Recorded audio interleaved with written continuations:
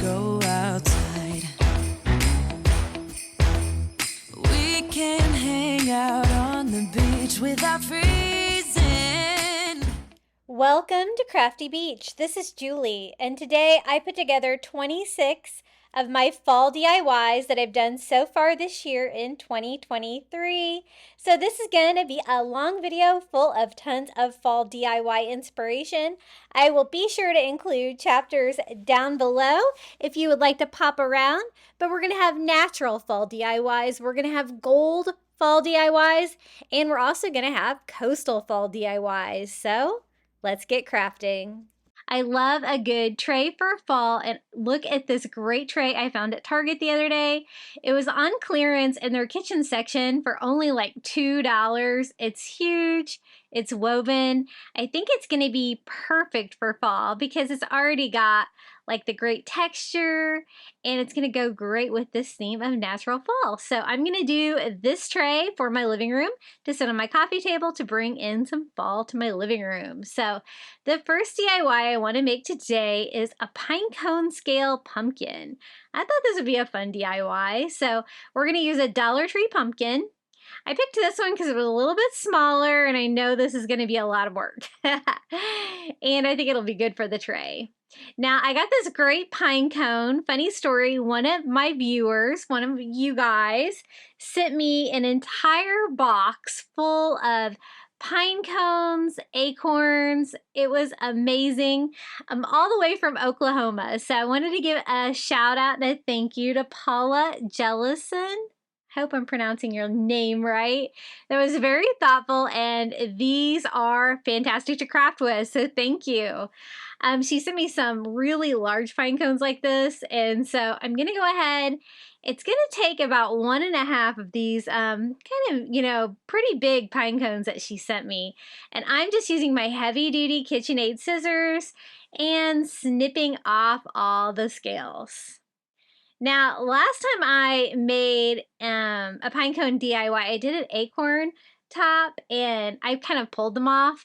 Scissors are definitely easier. You might lose a little bit of the scale, but I think it's going to be okay because we're going to overlap those. So I just kept trimming until I couldn't really trim any further. But as you can see, these pine cone scales are nice and large, and they're going to make great covering for this pumpkin. So it's kind of messy if you're if you're gonna cut one up. This is like how much of the mess is left behind. But let's get started on our pumpkin. So it's kind of a long, tall, skinny pumpkin.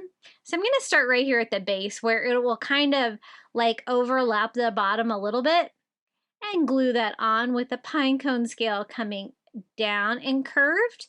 And I want to kind of do those side by side, working my way around, but kind of keeping it level so that it will sit right.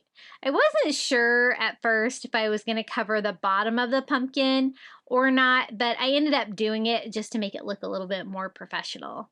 And that's what we want to do. We want to cover this entire pumpkin in the pine cone scales. I started out like doing one at a time, and then I was like, I can probably do 2 at a time.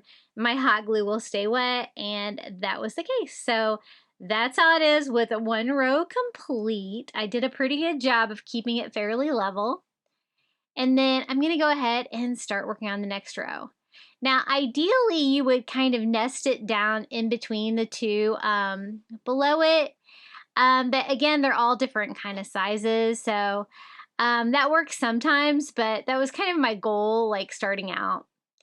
Now, the pumpkin itself is orange, so if I do have like a little crack here and there that shows the original pumpkin through, I'm fine with that because, it's orange, so it kind of makes sense. But you could always paint it if that bothered you. But just my second row is complete. I just hot glued those all on. Luckily, it fit pretty well. And again, I kind of start staggering them like that, but usually by the time I get going, sometimes they're right on top of each other. But I'm just going to keep building this out. Now, one thing that I noticed from making a pumpkin that was tall and skinny is it doesn't really have like a very traditional pumpkin shape in the end, but I think you can still tell that it's a pumpkin. I hope you can still tell that it's a pumpkin. And as you can see, it is very time consuming to do this, but the end result is so beautiful and you're gonna have a piece that you can keep. Um, just definitely a work of art. So that's about 3. I think it took me like real time. It might have taken me almost an hour to put this together. So take your time.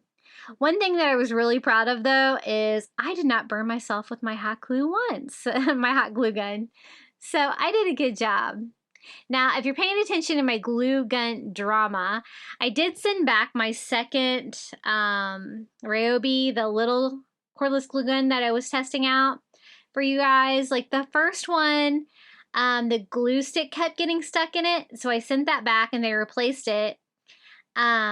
With Amazon replaced it, and the new one wouldn't charge right. So when I went to send it back, they didn't offer me a replacement. They only offered me a refund. So I was like, okay.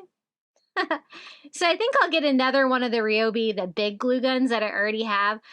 Mine is kind of wore out, so I could probably use a new one. I'm just using my Sure Bonder here. I don't really like one that plugs in. I really like the cordless, but then you always have the batteries too. So that's how far one pine cone covered my pumpkin. I was hoping it would cover the whole thing, but no such luck. So good thing she sent me a whole bunch of pine cones. It's really funny. She sent me pine cones, acorns, and what was the other thing? Oh, she sent me rose rocks too, which is, I guess, something that's found in Oklahoma. They were very cool, so I'll have to do something with those as well. But very thoughtful and very funny. I laughed really hard when I opened the box. So I'm going to cut about half of this pine cone. I think that's going to be enough to cover it. And continue gluing these around, just doing one row at a time. Now, when I got to the very top of the pumpkin, it is kind of a steep turn to go on the top here. So I did have to be a little creative with how I did it. I'm going to keep all of the scales going the same way, but I'm only gluing it to the pumpkin. So they're kind of like sticking straight out, but enough where they're kind of covering all the orange. You can't really see any of the orange out there. And I'm having to kind of overlap them, underlap them, like put them under the one next to it so it'll kind of make sense. And I got to about there. Now I want to do a pumpkin stem, and I'm just going to make one out of Dollar Tree rope. I just cut like 3 or 4 inches of rope, kind of unwound the edge just a little bit, put some hot glue on the top of the pumpkin, and laid it in there. Hoping to like try to fill in that space that's left in the pumpkin with the rope by hot gluing the strands down in there like that. And then I am going to get a little bit more creative with that rope to make it look a little bit better, but that is a good start. Now you will have strings of hot glue all over from all of that hot gluing, but if you have a heat gun or a blow dryer, you can definitely clean that up. Now I did notice you can see a little bit of orange here, and so I just cut off some little bitty pieces of that rope and filled that in. And then what we're going to do is we're going to cover the bottom. So I wasn't sure if I was going to cover the bottom, but I had these extra pieces that I'd cut, so I thought I might as well. And this is how I did it. I had to kind of like leave like a triangular part open, just working those underneath, putting one in the middle, and then going back and filling in those little triangular spots with another scale.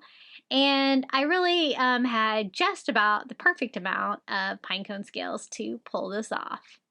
And I like that better because now if you picked it up to look at it, because it's so cool, you'll notice it has a finished bottom as well. So then I take the little rope pumpkin stem and I'm unwinding the rope. Now it kind of comes apart into 4 pieces and I wanted to braid it. So I was like, yeah, this would be easier if I could braid it like in 3 strands. And so that's what I'm gonna do. I'm just gonna kind of gather all of the rope together and then just kind of estimate a third of each. And then I'm just gonna braid it like you would just braid hair. To kind of give it a fun take, just because I wasn't really digging just the look of just the rope pumpkin stem. I braided it to here, and then I'm just gonna hold that closed and kind of finish it off with hot glue so it will stay glued together right there. Once my hot glue dries, I can trim off all the random little pieces and shape it up a little bit, and I think it looks kind of cool as a braided little pumpkin stem. Now, the only other thing I wanted to do was add a leaf to it, and I couldn't really find any leaves that I had that I really liked, but I really like this little green felt leaf and this little wood wreath from the Dollar Tree. It's like a little mini wreath, and so I'm gonna go ahead and borrow that leaf from that little wreath because I think that's gonna be perfect. It has a hole in it already, so I just take some Dollar Tree twine and string that through and made it extra long so I could also tie this up. I'm just going to wrap that around our little pumpkin stem and tie that off. And then I'm going to use that excess twine to just do a simple little bow just to make it look a little decorative at the top of our pumpkin. And this DIY will be complete. It was definitely time consuming, but I'm really happy with how it turned out. I think it's so cute, and I think it's going to look great on this tray for fall. So here it is, our little pine cone pumpkin. I think it turned out really cute. I'm totally loving that little leaf that we used on there. And look how beautiful all of the little pine cone scales are covering the sides of the pumpkin. And I think it's gonna look great on this fall tray. I think this is gonna bring like a perfect amount of fall to my living room. I'm gonna go ahead and put it back here towards the back of the tray. And we have our first piece complete. Now for the second pumpkin, I wanted to do something a little different, but with natural elements. So we're gonna use one of these little foam pumpkins from the Dollar Tree. And I just pop off the pumpkin stem. I wanna cover it with fall leaves. Now, most of you guys know I live in Florida. And tropical area, there's no, our leaves don't turn colors or fall off the tree. So I have to use the ones from Dollar Tree. So I'm using these. These are the ones that half of them are like white and half of them kind of have more of a reddish, pinkish color in the middle of it. And a couple of you guys in my comments have been telling me that I can flatten out these Dollar Tree florals with my heat gun, and oh my goodness, you guys are so right. So easy to flatten out the wrinkles in these by just using the heat gun. So great tip if that bothers you with your Dollar Tree florals. Super easy little hack, and thank you for sharing that with me. Anytime you guys know any crafting secrets, be sure to head to my comment section and let a girl know. So I'm gonna use all of them. So it's gonna take like 8 leaves for the bottom half of the pumpkin and 8 leaves for the top half of the pumpkin. So I have half and half. I have like the pure white ones and I have the ones that have kind of the orangish color. And so let me show you how I put it together. I'm going to use like the line marking the halfway of the pumpkin to kind of space out where I need to put these. And I'm pointing them tip down with the white leaves first. And as you can see, some of these are like really off center, but that's okay. I don't think you'll be able to notice. I also glue down the tips of the leaves so they don't stick out too much. And I also glued down the base. But I do want them to stick out a little bit so it'll be kind of obvious that they're fall leaves. Now I'm going to take the orangish ones and overlap them slightly. As you can see, they are bigger. They're going to cover a little bit more of the pumpkin. So I can go a little bit higher with those, and they're going to be a little bit longer.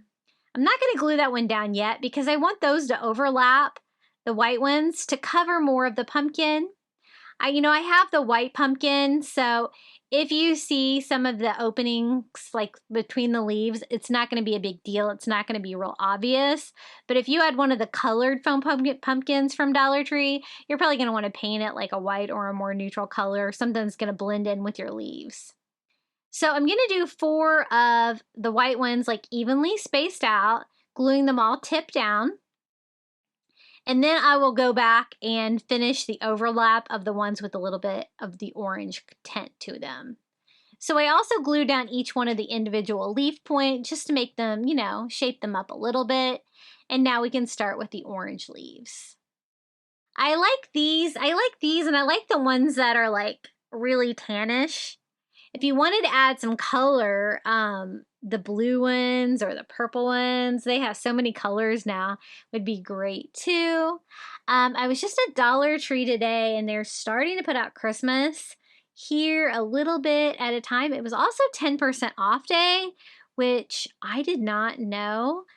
And so they gave me a coupon and then I got really excited and I went to the Dollar Tree Plus and they didn't have any coupons. So I didn't get so lucky there. And that would have saved me more money because that place is more expensive. So this is how the bottom half looks with all the tips pointing down, with the white on the bottom with the orange ones overlapping. So I'm going to need 8 for the top, so I'm going to have to prepare a few more leaves here, and then we can cover the top part of this. I noticed that like the plastic is not perfect on these, so when I prepared each one of the leaves, I went in and took the little balls of plastic that were kind of where they're not supposed to be. You can kind of see there, just peeling those off, cleaning them up, and then giving them the quick iron with the heat gun. That is a fantastic tip.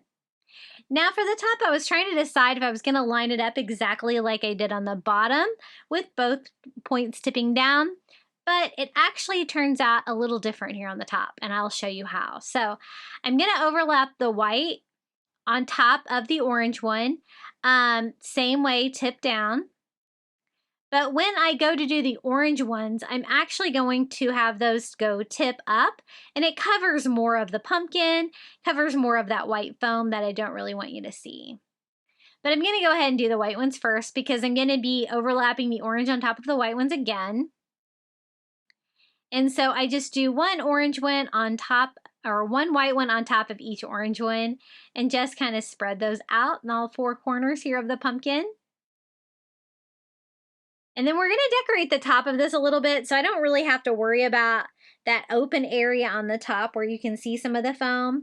We will cover that when we decorate the top of the pumpkin. So this is how it would be if I went tip down on those, but see how much more coverage you can get by having it go tip up? You can cover almost all of the white area there. So that's what we're going to do. Again, I just hot glue the base. And then hot glue all the tips just to kind of keep it down. And you can kind of move your tips around a little bit here if you need to kind of cover up the white space on your pumpkin.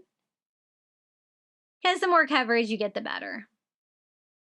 And we're just going to glue all those back on, and then we are going to make a little pumpkin stem, decorate the top of this a little bit, and I think that this little leaf pumpkin is going to look really cute sitting next to that little pine cone pumpkin that we just DIY'd. So this was way less time consuming, really wasn't very hard at all. I'm always trying to find creative ways to cover these little foam pumpkins from the Dollar Tree for y'all. And this is just another idea. You'll have to let me know in the comments. I'm thinking about starting Christmas videos. If you guys are interested in me starting Christmas videos yet, you will have to let me know. I feel like it's a little early, but I see other people are doing them already. So you'll have to let me know if you want to see Christmas DIYs soon. So I got them all glued on, both the top half and the bottom half. The very bottom of it is not covered, but I think that's okay, where the sticker is down there. And then for the pumpkin stem, I'm going to use the little wood stems from Dollar Tree. I always try to get one that's a little bit bent, like this one. Or you could use 3 skinny ones all together. I decided to use one that was bent. I just poked it down into the pumpkin and also added a little hot glue to make sure that it stays in place. Now I need to cover that like little exposed part of the foam there. So I thought some Spanish moss from the Dollar Tree would be perfect for that. So I just pulled off some of that. We're gonna wrap that around the pumpkin stem. I have a little bit too much, so we're gonna trim that down a little bit. And also kind of hot glue it down so it kind of like, stays in place. And I don't think I'm going to add a leaf or anything to this. I think the leaves on the pumpkin are enough decor. And I really like the little wooden pumpkin stem and the Spanish moss at the top. This is how it turned out. I think it's pretty fun. Another like natural fall DIY. If you had real fall leaves in your yard, this would be a fun idea to craft with. And it would look even better than these Dollar Tree leaves. But I do like the colors of these. I think they look really nice together. So we're gonna sit that here on this little fall tray right next to our little pine cone pumpkin. And the next pumpkin is from the Dollar Tree. It's ceramic, but it looks like wood. So I think that's gonna be perfect. It's gonna be nice warm colors and it's gonna complement the other two pumpkins that we DIY'd really nicely. And the next item for our little fall tray, I picked up a little brown owl at the Dollar Tree. I think the colors are perfect on this one. His paint job's pretty good. I don't think I really need to do anything to him. I think he's gonna go really nicely with all three of those little pumpkins. So we're gonna work him in right about here in between those two pumpkins that we DIY'd. And then look at this great filler that I found in the fall section at the dollar spot at Target for only $3. It is a bag full of brown and white spotted mushrooms and two different kinds of pine cones. So I thought these would all be great to use for filler on this fall tray. I was really excited to see the mushrooms. I think that is a fun little natural element. It's not actually natural, but it is a representation of something natural, right? So we're just going to kind of scatter those cute little mushrooms all around. I have another mushroom DIY coming up with the mushrooms from the Dollar Tree. I absolutely love those as well. We're going to kind of scatter those, kind of make them going different directions, kind of make it random. And then it came with pine cones, so we're going to use some of those as well for filler to start filling up our fall tray. I like that they gave a variety of two different kinds. So we can just kind of scatter those around. And I have another item that we're going to use for filler too to make it like really full. It's this decorative fill that I also got at the Target dollar spot for $3. I've already used most of the pine cones out of this for another DIY, but it does have these like little green berries. And these, they call these balls, but I think these are like some kind of representation of like a tree seed maybe. You guys know what these are called? If you do, let me know in the comments because I know I've seen these before. But I like the green. I think that's going to provide a fun little bit of color, but it's going to still kind of keep it neutral, right? No bright oranges or anything like that. And I'm going to scatter all of those little seeds all over. And I think they just provide the perfect amount of coverage on the bottom of the tray. Also the perfect amount of color. So I just fill it all the way in. I think that is the last thing we're going to need for this fall tray. I had a great time putting this together. Definitely the pine cone scale pumpkin was the most time-consuming part, but it turned out really fun. And I really like the little leaf pumpkin as well as all the items that we found there from the Dollar Tree and the Dollar Spot. So let me give you a look around my little fall tray. We're also going to do kind of a smaller version of this later on because I find that a fall tray is a great way to bring a little bit of fall, and they're great because you can do them in every room of your home to bring a little bit of fall in. It's an easy thing to incorporate in most of your decor. Hey guys, I wanted to take a quick moment out of today's video and let you know I've introduced memberships on my channel. For $4.99 a month, you can get early ad-free access to my videos and shout outs in each one of my videos. I really appreciate all of my members, and if you would like to join, just hit the join button on my channel. Okay, let's get started on another DIY. We're going to use one of these little glass globe jars from the Dollar Tree, and we're going to do a pumpkin. I've seen lots of people make pumpkins out of these, but I thought it would be fun to make one with natural elements inside. So we're going to take these pine cones and fill it all the way up. I wanted to see how many pine cones I could get in there because I want it to be nice and full. But I don't really want them wiggling around or anything like that. And I found like a perfect amount to fit in there. And so the pumpkin, you'll be able to see in it will have pine cones inside. So I think that'll be a fun touch. Now to make like the different sections of the pumpkin, I'm going to use some Dollar Tree twine. I do go ahead and burn the fuzzies off of it just to make sure that it's not too wild looking.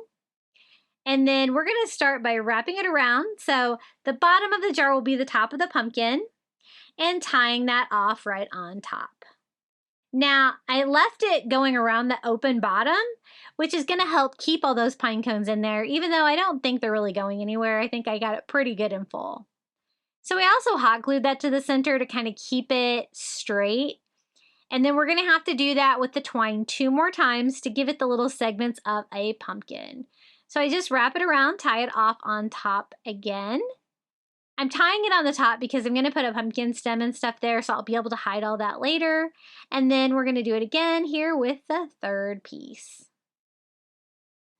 Now I wanted to make sure that it all stayed together, so I decided to tie this one so they'll all meet in the center at the bottom. Everything's going to stay even.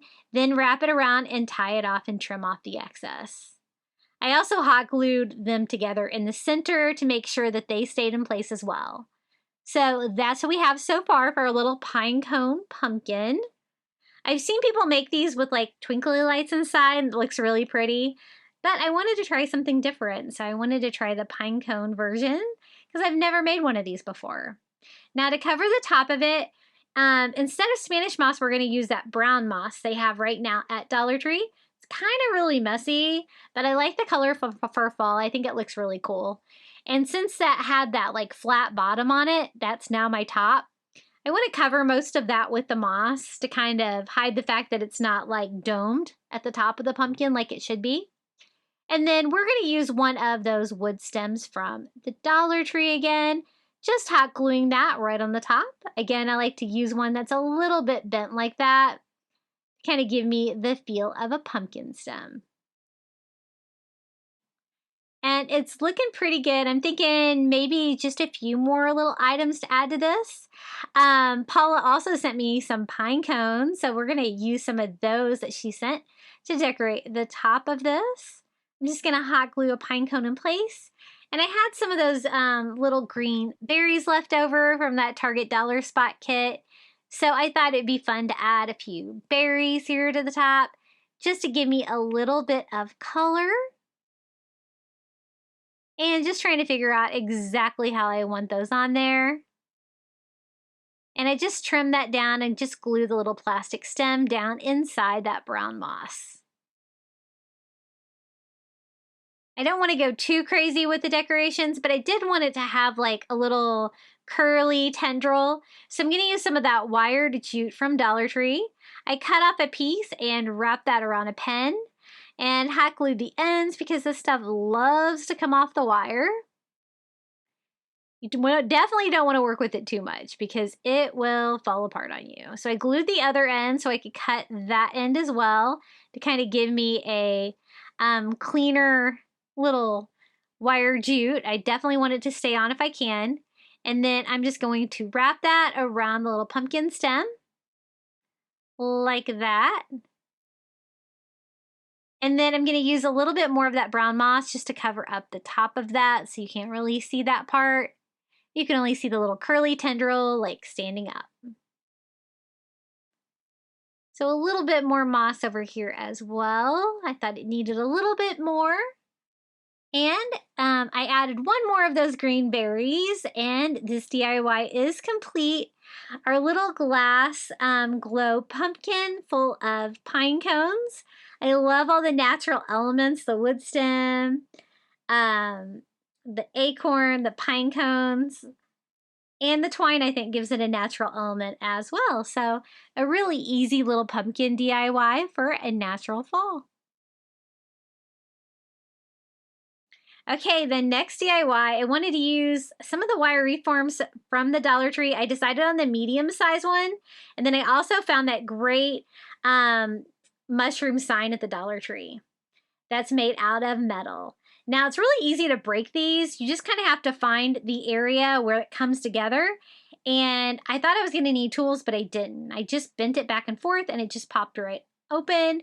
And I thought we would do that because we could string this entire wreath with Dollar Tree mushrooms. I picked up a package of red, a package of brown, and a package of yellow. They also come in blue. And I'm actually just going to stab the wreath form through them. So you do have to push kind of hard. The stem itself was pretty easy, but to get it through that second part, you do have to apply a little bit of pressure. I noticed even though I was going through the center of the stem, it does kind of come out the side of the top, but that's okay because I kind of want the back of the mushroom to be a little skinnier so it'll lay flat against my wall because we're making a little mushroom wreath for the wall. Now I'm going to be using all of these, so a total of 9 almost fills up the medium size wreath form perfectly. And when I say medium size, you buy these in a 3-pack. There's like a small one, a medium one, and a large one. And this is such an easy way to attach these. Just have to give a little bit of muscle to get that cap on there. But otherwise it just goes straight through. It also breaks the foam at the top a little bit, but you can kind of push that back in without much damage. So we're going to just keep stringing them. As you can see, I'm just doing the same pattern over and over. And so you have a consistent pattern. Now when I get them all on there, I do try to push the foam back in the tops anywhere that's broken. And we're going to do the little metal mushroom sign in middle. I think that's going to be perfect. To cinch it off, I just go ahead and put the little wire into each one of the mushroom next to it. Add a little hot glue to keep that all together. The foam mushrooms themselves are very lightweight, so I don't think it's going to be too hard to keep this together. And then I tried to space them out a little bit because there is a little bit of space between each mushroom when you use a total of 9. But you get a perfect pattern like that if you wanted to do these colors. And then I want to hang this little metal gather mushroom sign right in the middle. I love mushrooms for fall. I think that's a really fun design idea. I'm going to take some Dollar Tree twine and tie this off. And then I'm going to tie that around the wire wreath form. Now I should have tied it before I tied it on there to keep good spacing because I cut it nice and long so I can also use this for a wreath hanger. So I knotted it, made sure that it was hanging even, but I should have knotted it underneath the wire too. And I'll show you what that causes here in a minute. So I got that hanging on there well. And then I just tie this again in a knot to make a little hanger for a wreath. And that's when I realized I should have tied it below it too, because when I hang it on the wall, it's going to move this up. So to prevent that from happening, I just added a little hot glue there to the back. And then I also go in there with some twine to kind of tie it off to make sure that my hanger does not move up when I tie it off or when I hang it on the wall. So I'm just going to wrap another piece of twine around right here at the base. And that's really where I should have tied a knot. I kind of forgot to tie that one. But problem solved. And this is how it looks so far. I thought it would be fun to kind of fill in the little areas between all the mushrooms to give it a more natural touch. You don't really want to be seeing the wire through there. So to do that, I'm going to use some of that brown moss from the Dollar Tree again. It's not going to take much. And again, this is kind of messy. But I thought if I glued a little bit, I could keep it in place. So I just add some hot glue here to the gap between the mushrooms. and just put a tiny bit of the brown moss, gluing it in place. And then we're just going to repeat that between every single one of the mushrooms. It just gives it a little bit of a natural element. And this was, I kind of had this vision in my head. I didn't know if I was going to be able to pull this off, but such an easy way to attach those mushrooms to a wreath. And it actually hangs really nicely on my wall. If you wanted to hang it on your door, you totally could. But again, it's a little bit on the smaller size, being that medium size wreath form. So we got all the different areas with moss in between. And I think it's a great way to use that little gather sign as well, which is super cute. It's very colorful compared to a lot of the DIYs we're doing today. But again, we have that natural fall element because we're representing moss and mushrooms for fall. And I loved that little galvanized metal sign. I just knew I needed to find a DIY so that I can incorporate that in my fall decor. So cute. Okay, we're gonna do a second fall tray, this time on a much smaller scale. I picked up this tray at Target Dollar Spot for like $5, like last summer, I think. And I think it's gonna be a great little tray. Now, continuing on the mushroom theme, I picked this up at Target Dollar Spot. It says Halloween, but I think it's great for fall too. It was only $3. It's a little mossy mushroom. And I think this is going to be a great piece for a fall tray. And again, this is going to be a smaller tray. I think maybe it would be great for like my bedroom to bring a little bit of fall in my bedroom. And so I'm going to place that little mossy mushroom here to start us off with this fall tray.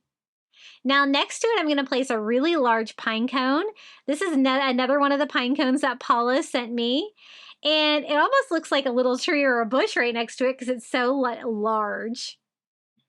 Now, I wanted to DIY a candle, and I found this great candle at Dollar Tree the other day. I love like the neutral tan color of it. Now, I thought about leaving the label on it because I'm going to paint the other side, but I decided to pull it off, and I kind of wish that I hadn't because it was definitely difficult to get off. I'm going to use some heat, my scraper on it. I ended up having to use Goo Gone on it to finally get that off. So unless you want to fight with it, you might want to go ahead and leave your sticker on if you're going to be DIYing one of these. But I thought it'd be really fun to use one of these little self-adhesive fall stencils on it to do a little fall candle. They're just the right size for these little candle holders, and I thought, you know, I've been trying to find lots of uses for these little stencils because I found some really cute ones. So they're just peel and stick. Just be careful when you peel them off the back that they don't get like wrinkled on top of each other. Otherwise, you're going to have to try to get that undone. And I'm going to try to line it up and get it as straight as I can on there. Now, I had to cut it pretty close to the stencils so I didn't damage any of the other stencils on the sheet. So I'm definitely going to have to use some painter's tape to tape this off so that my paint doesn't go, you know, over the edges. Now, I'm going to paint that ivory, and I'm going to do that with just a little makeup sponge from Dollar Tree.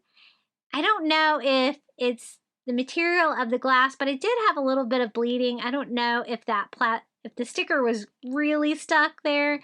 I might have wanted to push that down a little bit. But I just dabbed this on, trying not to use too much paint. And we're going to have just a little custom Hello Fall candle. Nothing says fall like a cozy candle, so I think that's going to be a perfect addition. And I'll have a candle right there if I want to light a candle next to this tray. So this is how it turned out. Let me show you. The problem is that if you do have a little bit of bleeding on a candle holder, there's not a lot you can do about it. I do try to clean it up a little bit, but let me show you what I mean. So I removed all the painter's tape, removing the stencil, and you can see you can still read it. It's kind of cool with that little leaf next to it, but definitely was some bleeding. I tried to, you know, kind of touch it up with my weeder a little bit, but that kind of scratches the candle a little bit too. So then I tried to clean up some of the areas with bleeding with just like a baby wipe, which helped a little bit, but It's not going to be perfect, but I think it's going to be fine for a fall tray. But super cute with the little wood lid on there. And they're scented, so I love these little candles. They have them in different colors as well, but I thought this one really screamed fall with this nice neutral color. So we're going to put that right here in front on this little fall tray. And this one's going to be a lot easier to decorate because it's so much smaller. Next up, I thought some of these little sweater pumpkins from Dollar Tree would look really cute. These are the ivory ones. They do have the little clips on the bottom, which I don't really need. So I'm going to show you how I get those off. I just use a little heat because they do have a gooey glue on there. Keeping those on there, that will rip everything if you try to just yank it off. And I think probably 2 of these would be a good amount to fill up my tray. They're nice and small, so I think that I can do these and a few other things still to decorate that tray. But I like the color of the sweater on these. I think this looks really cozy for fall. I'm just going to leave the existing stems on them and kind of sit those randomly on the tray. Now, next up is vine balls. These aren't necessarily fall decor, but they are from the Crafter Square at Dollar Tree. And I picked up some ivory colored ones. I thought this would make great filler. I'm going to use like a total of 2 of them, just kind of scattering those out on my fall tray. Now, these are new. I just found these at Dollar Tree the other day. They are like the little wood bead fall leaf.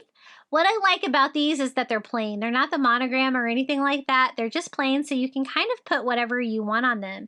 You could paint them. I decided to try to get creative and use one of these wood burning pens. I picked this up on Amazon.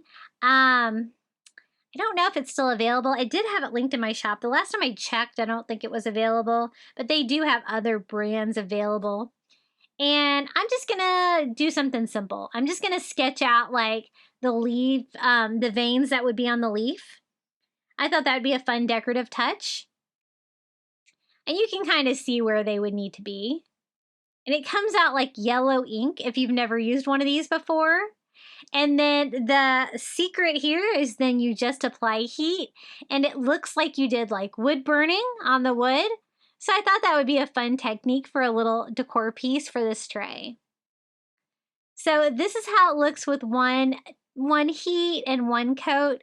I do go back and touch it up a little bit and add to it because I think I forgot some of the little veins and try to clean it up a little bit. Make sure all the veins are even. And this is really fun to do. So much easier than wood burning. My son and husband love doing that, but it's so time consuming. And this is how it turned out. So I think that's going to be a fun touch for the tray because you're going to see the wood beads on there. You're going to see this fun wood leaf. The colors are very natural. We're going to leave the wood beads on there just as they are. You could always put your name or initial or a word on there if you wanted, but I thought this would be a fun, simple little idea. So I'm going to have it where like the wood beads kind of come off the edge so you can really see those, kind of twist them up, but also lay the little leaf down so you can kind of see that as well right there in the middle of the fall tray. Now for filler, again, we're going to do some pine cones. I had a few left over, so I'm going to put like maybe a small one here. And I just want to fill up most of the tray, but since I used that large pine cone, I'm only going to do one, and I'm going to use some of those pine cones that Paula sent me to fill up the rest. So if you have like pine cones and acorns in your yard, you've already got your craft materials. And here's a little look around our little small fall tray. Some different ideas. I thought this is going to add a cozy touch of fall to my bedroom, and I love those mushrooms back there too. I think that's really a fun little detail. I wanted to do like a fun fall leaf sign, so I decided to try to do one with one of these 8x10 picture frames from the Dollar Tree. So I picked this one because it's got like that faux texture of wood on the front of it, which I thought it looked a little bit natural. And then we're going to use some of those fall leaves where you get like a ton of them in a package to do like a falling leaf DIY. Not going to need the back of this. I just need the frame and the glass. But I'm going to go ahead and pop the glass out now because I want to remove the little staples. And I found that you really need to keep those pretty straight before you pull them out with your pliers. Otherwise, these frames will break because they are kind of made out of plastic. They look like wood, but they're made out of plastic. And this is what we have so far. I like it as is, but I thought if I added another color of brown to it, I could kind of make it look even more realistic like wood. And so I'm just distressing all over with like this teddy bear color, just to kind of warm it up a little bit. And again, you'll still see that dark wood color coming through too. Once I get that all on there, I just wipe off the excess paint with a dry paper towel, just to give me that distressed wood look. And I think that does make it look a little bit better. I'm also going to do the edges, distressing those lightly, just in case you can see those when I hang this on the wall. Now I'm going to be putting the glass back in it, and so I'm not going to be able to stand this up, so I'm definitely going to be hanging this on the wall. But I do need to glue the glass in since we removed the staples. So I just put hot glue around all of the inside edges and then lay the glass back in it. Try not to get fingerprints all over it if I can. But I'm probably going to have to clean it up anyway. Now I want to add a hanger to the back so that I can hang it. And I do have an extra like little sawtooth hanger from a Dollar Tree canvas. It's just trying to find the center of the picture frame.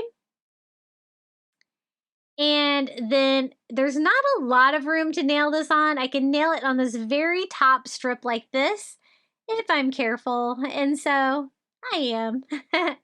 So we're going to be able to hang that without much to do.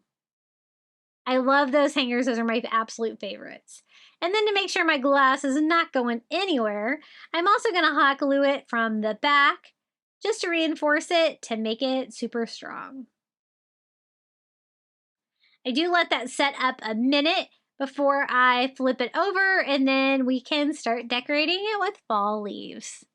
I picked out like all different colors of those fall leaves that we can kind of make it look like the leaves are like falling through the air because they're going to be attached to the glass, so they'll have like the clear back.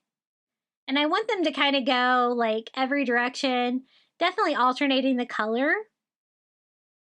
So again, this piece is a little bit more colorful than a lot of the DIYs we've done today, but with the fall leaves, I thought that was kind of appropriate.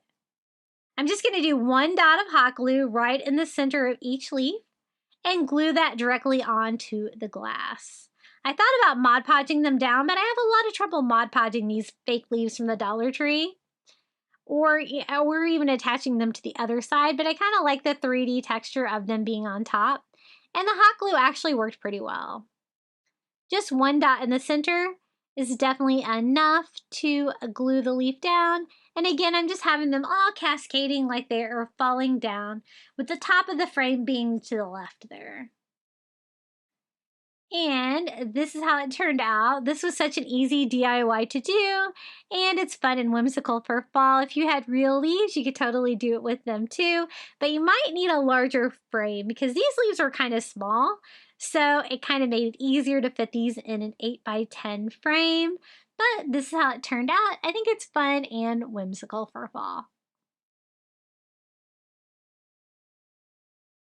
And I really do like that frame. I think it looks nice, especially when you add like another color of brown to it. Hey guys, I hope you enjoyed those natural fall DIYs.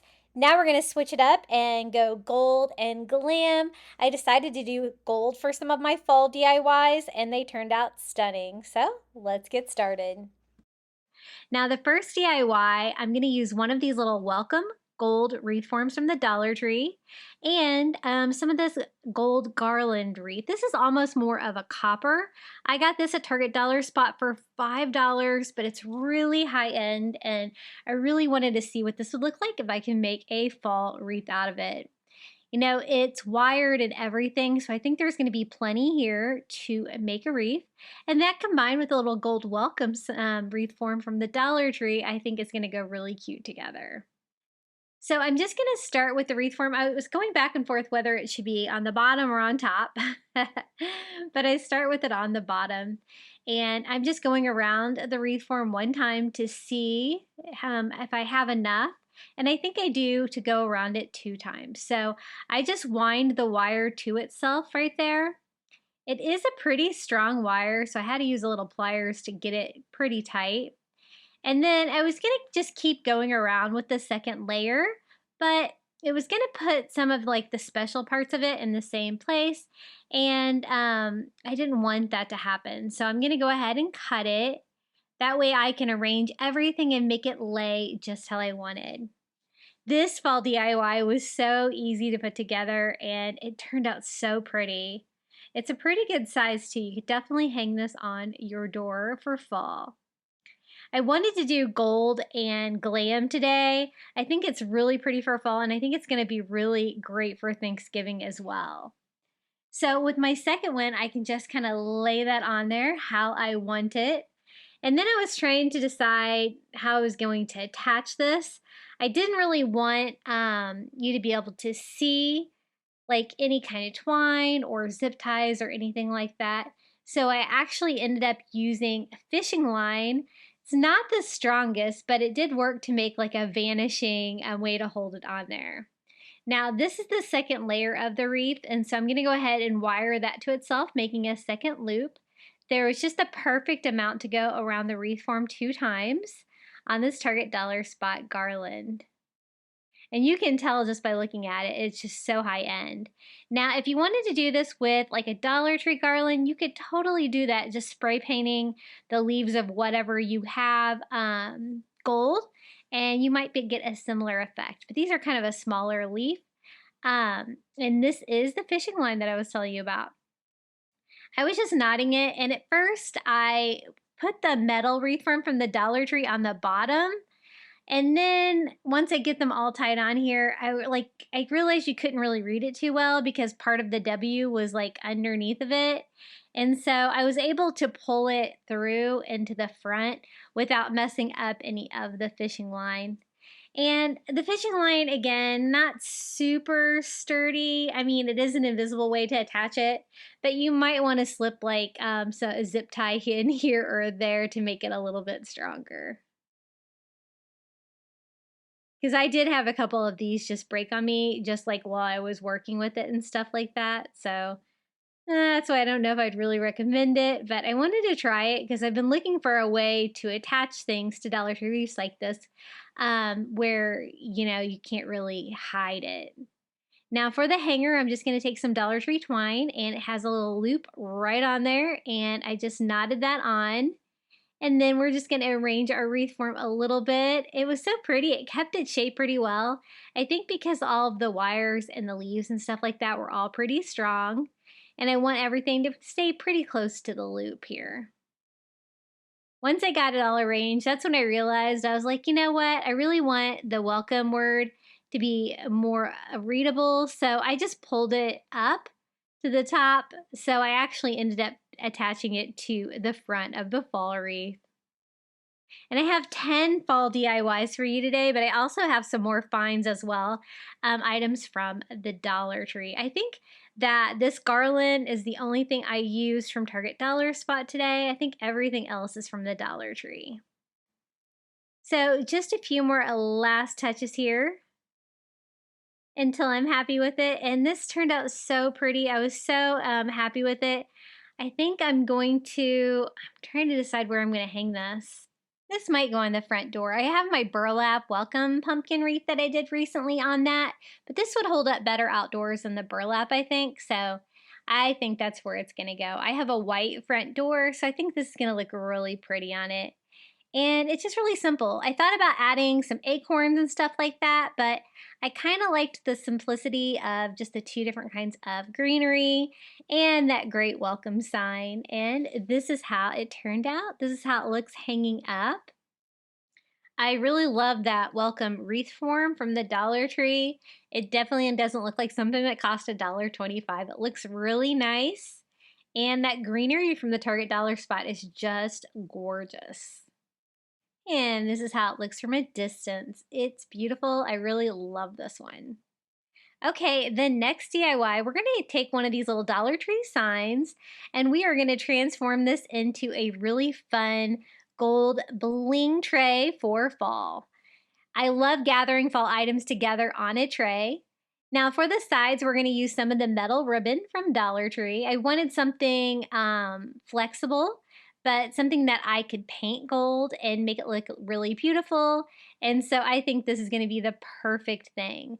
Now they have this in like several different styles. I kind of chose this one because I wanted it to be as tall as I could get it for the sides.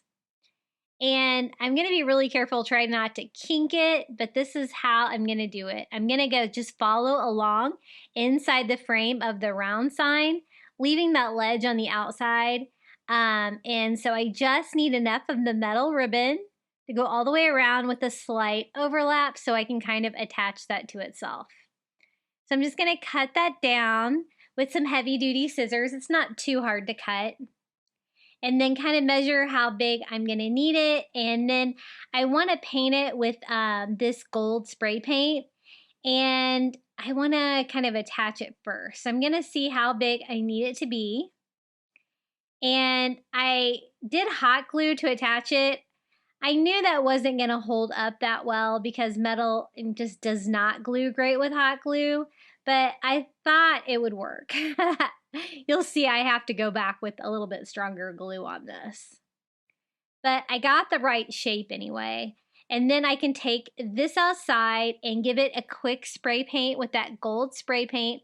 I'm going to paint it on the outside and the inside of it.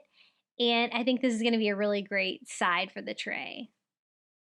This is really easy to paint. It took just one coat of the gold spray paint. But when I tried to dry that with my heat gun, that's when the hot glue decided to give up on me. So we're going to switch it up. We're going to use a stronger glue. I was reading that super glue does work well for metal to metal. So I have some of these little single-use super glues from the Dollar Tree. Very convenient because you can just throw them away when you're done with them. And I'm just going to go ahead and screw the applicator on there. These are pretty easy to use. Try not to get it all over yourself like I did. I did do a little tiny bit of hot glue just to try to give it a quick hold at first. And then squeeze that together. You might want to wear gloves for this part because I did get super glue all over my fingers. And the trick to getting that off is acetone. So I always have some fingernail polish remover on my work desk. Anyway, so I had to go clean my hands there. And then we can just sit our little gold metal ribbon right inside the frame. I think it's going to fit nicely. And we made it just the perfect size. Now I just have to find a way to attach it to the tray so it's kind of like all one piece.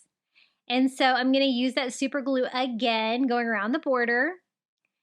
I do most of it in super glue, and then I do go back in with a little hot glue to try to give it like a little bit of a temporary hold, trying not to mix those two different kinds of glue together.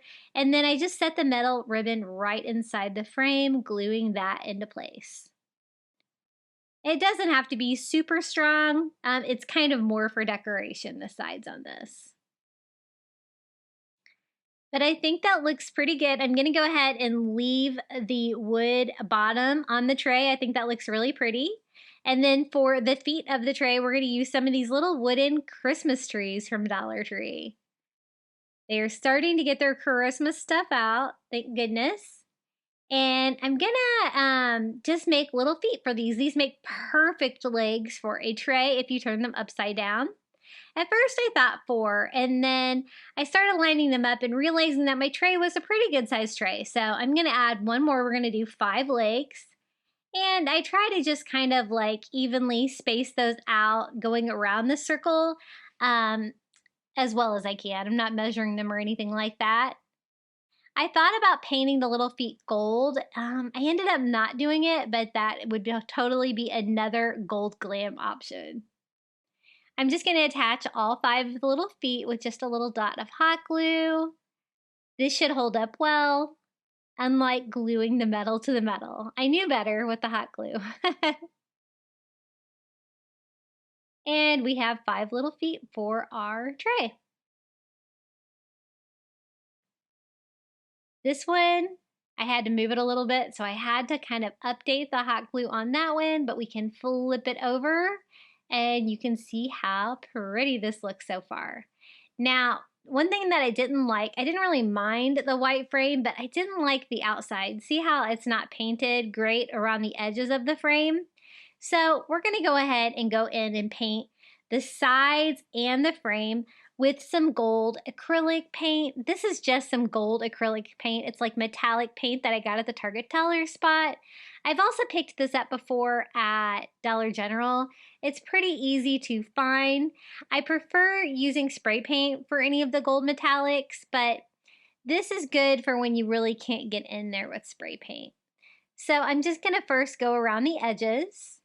The only thing I don't like about the metallic gold acrylic paint is that you do have to go over it 2 to 3 times to get like that really good sheen that you're going for when you paint things gold. So keep that in mind. So we just painted all the edges, and then I thought I might as well just paint the frame too. That way it will all blend in with like the gold sides of our tray.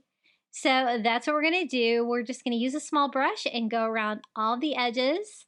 And this really did give it like a lot of bling, a lot of shine. We're gonna do some DIYs and some fun things to decorate this little tray. But I think a tray is fun for fall because I always like to incorporate like a fall candle and stuff like that. And it's really fun to group some smaller items together to make like a larger piece. So you can see I did have to go over that with a second coat around the edges because you could kind of still see through that. So I went around that and the frame itself with another coat of that metallic gold, and this is how it turned out. Super bling, very pretty, loving the glam look. And I really love making a little tray out of these little signs. I love trying to find different purposes for these little signs from the Dollar Tree. They come in like all different shapes and sizes, and this circle one I think is perfect for a little fall tray. And I'm gonna show you how we're gonna decorate this today with some quick, easy Dollar Tree DIYs. The first one being a really fun metallic gold bling leaf. So we're gonna use one of these little metal leaves from the Dollar Tree. It does have a hanger on it, which I don't really need. I'm gonna combine that together with that little metal stand that you see there with the circle on it that says welcome to our home to make a display. But first, we're gonna cover the leaf with this great peel and stick tile that I got from the Dollar Tree. It's got lots of metallic, it's got the gold bling pattern on there, and I think that's gonna look really pretty on the leaf. So I just lay our little galvanized metal leaf on the back, and just using an ink pen, I'm gonna draw that on. Whenever I do like an intricate pattern like this with any of the peel and stick items from the Dollar Tree, I find it a little bit easier to cut these intricate designs out first and then just line it up to whatever I'm covering. Now, since the galvanized metal leaf had holes in it, I'm covering it up with the tile, so it doesn't really matter. We're gonna cover that all up. It's just a matter of cutting this down to size. And using that drawing on the back, we're just gonna go around and cut the shape out. This DIY was really easy to do, and it really turned out really well. It really helped set the mood for some of the gold DIYs we're gonna do today. I tried to find all different ways that we could incorporate gold into fall decor and at the same time try to keep it neutral. I know I really appreciate the neutral fall color scheme, and I know a lot of you do as well. Kind of avoiding the bold colors like the oranges, the reds, and the yellows, and kind of doing more, cozy neutral colors. So we've about got this one cut out. Kind of took my time on that one because I wanted to get that cut down right perfect to size. And you can see how cool this tile is. It's so pretty. And it's just a peel and stick, so this is gonna be so easy to attach to the galvanized metal leaf. I always buy those galvanized metal pieces and then A lot of times I don't know what to do with them. I don't know if you guys have the same problem. So I'm just going to peel this, line it up, which is actually easier than I thought it would be, and then just stick it on. It's just like a giant sticker. Now I want to display this, and that is why I have that little welcome to our home sign. I love those little signs because they make great display pieces for items like this. And we can display this on that great fall tray that we just made. Now again, I know though, metal on metal, it's not going to do well. So I'm going to try a different method. This is the Dollar Tree Super Glue Epoxy. I was reading on ChatGPT about like what was best for metal to metal because sometimes these things fall apart on me when I do the metal to metal with hot glue. So I was really trying to avoid that. So I had to read the directions on this. It is like a 2-part epoxy. You just have to mix the 2 different parts together. So I'm just going to do that in the packaging that came with it and stir that up. I used a paintbrush. I didn't know if that was really a good thing to apply it with, but it worked. And then I'm just applying that all over the little metal sign. That's going to just fit perfectly behind that leaf. You won't even be able to see it's there. But I also did a little hot glue too to keep it in place temporarily while that epoxy sets up. So I just push that onto the back, making sure I have really good contact with the epoxy. And I love trying the different glues from the Dollar Tree. They do have some really great things in their hardware section. So this is what it looks like so far. I was thinking that it needed like one more thing. And so I was like, I didn't know what to add to it. But then I decided ribbon, it needed a bow. And I do have some of this fall ribbon from the Dollar Tree that is a burlap with a gold tinted border. And so I think this is going to be perfect.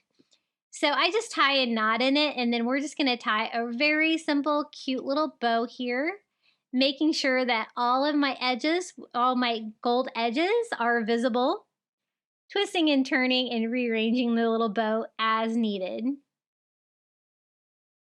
Sometimes you can tie them and they're like perfect and ready to go, and sometimes they want to fight you a little bit. This one wanted to fight me a little bit, but I won. So I think that looks pretty good with the bow part like that. I just have to cut my little tails down to size, and I think that's the perfect final touch to this fall leaf display. We're just gonna hot glue it right here to the bottom of the leaf. And this is ready to go for that great tray that we just DIY'd. And I love those tiles. I think that's the first time I've ever crafted with that kind of tile, but I would definitely will again because it's so pretty and I didn't have to paint it or anything. See that gold sheen? It's so pretty. It was a little harder to capture that like with a straight on picture like this, but you can kind of see it there coming up off the bottom a little bit. And the little ribbon, I think, is super sweet as well. I used the white one, so it kind of has like the white stem. They have those in white and black. I always try to pick them up. I use the white one a little bit more than the black one. And we can just stand this on the top of our little fall tray. Nice and tall for the back piece there. Now to further decorate the tray, I picked up one of these little gold, super shiny, it's so shiny it was kind of hard to show you, pumpkins from the Dollar Tree. And it is perfect. I don't have to do anything to it. I think this is going to look really great here on the front of our little gold tray.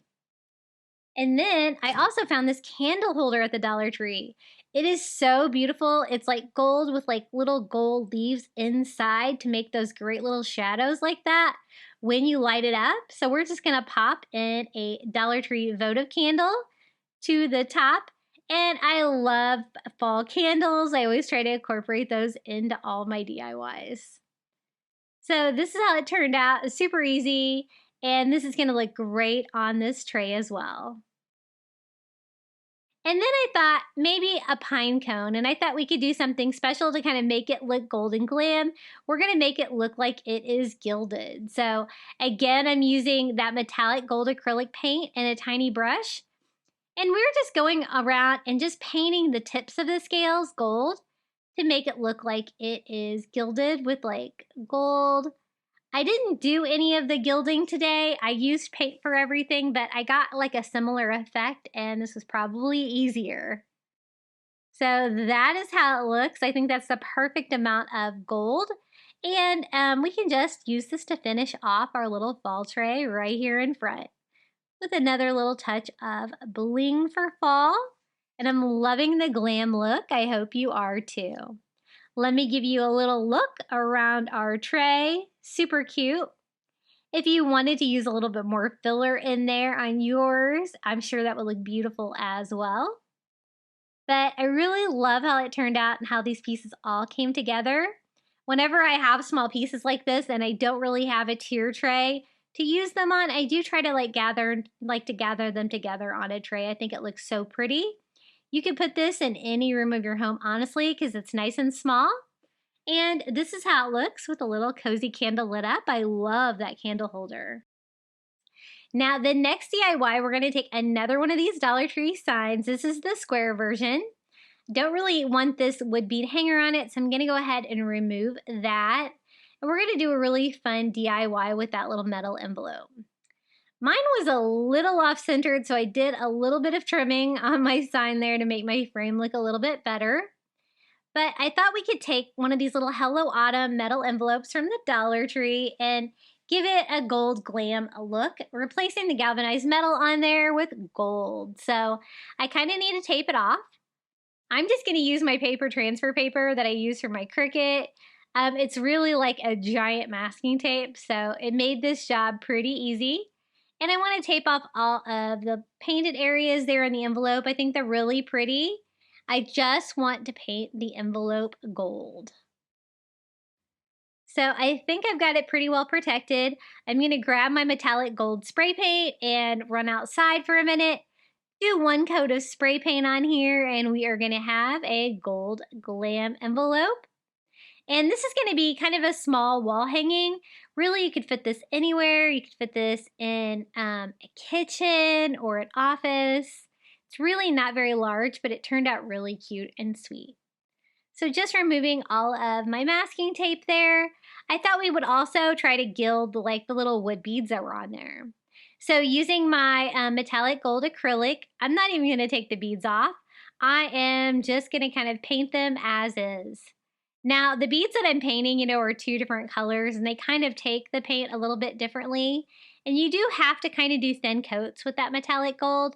And so, in the end, it doesn't really look painted as much as it looks kind of gilded, which is kind of cool. So, I'm going to go over it here with a second coat. That really helped, just kind of turning it around and using the string to my advantage. Trying not to get any on the twine if I can help it though. And it did take a good 3 coats to get a good gold finish going on these. And I think that's a cute little accent piece for the envelope, so I definitely wanted to leave that on there. Then I thought we could combine that with one of these little Dollar Tree signs to make it really cute little wall hanging. So since I removed the wood bead hanger on there, I need to replace it with a new hanger. I'm just using Dollar Tree twine, tying a knot. I can use my staple gun because the frame is nice and thick there.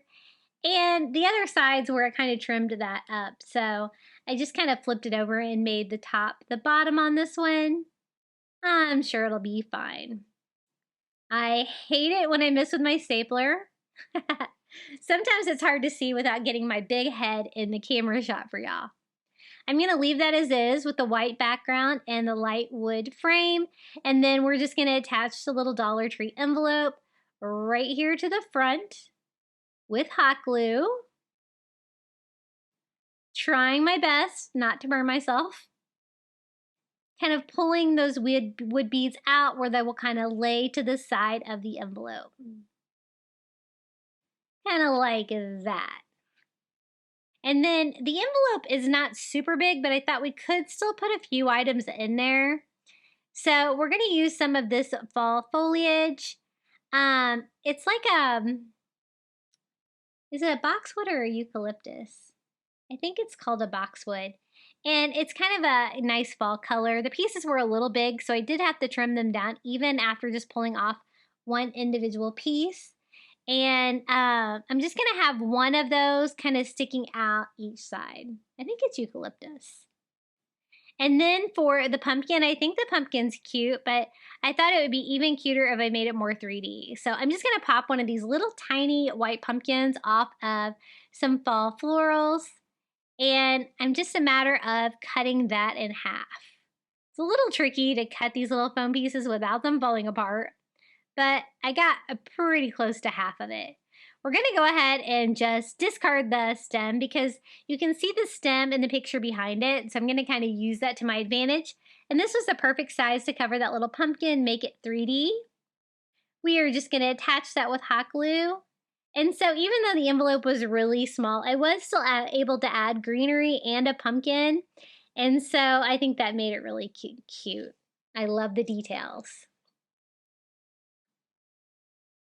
Now, it did take a little bit to get that little foam pumpkin to glue on there, and then just to keep this in place and make sure it's not all over the place, I'm just going to glue down like one of the wood beads and set that to the side, and we have a really cute little Hello Autumn sign with the gold Glam envelope. I think that looks a lot prettier than the galvanized metal, and definitely ready for fall.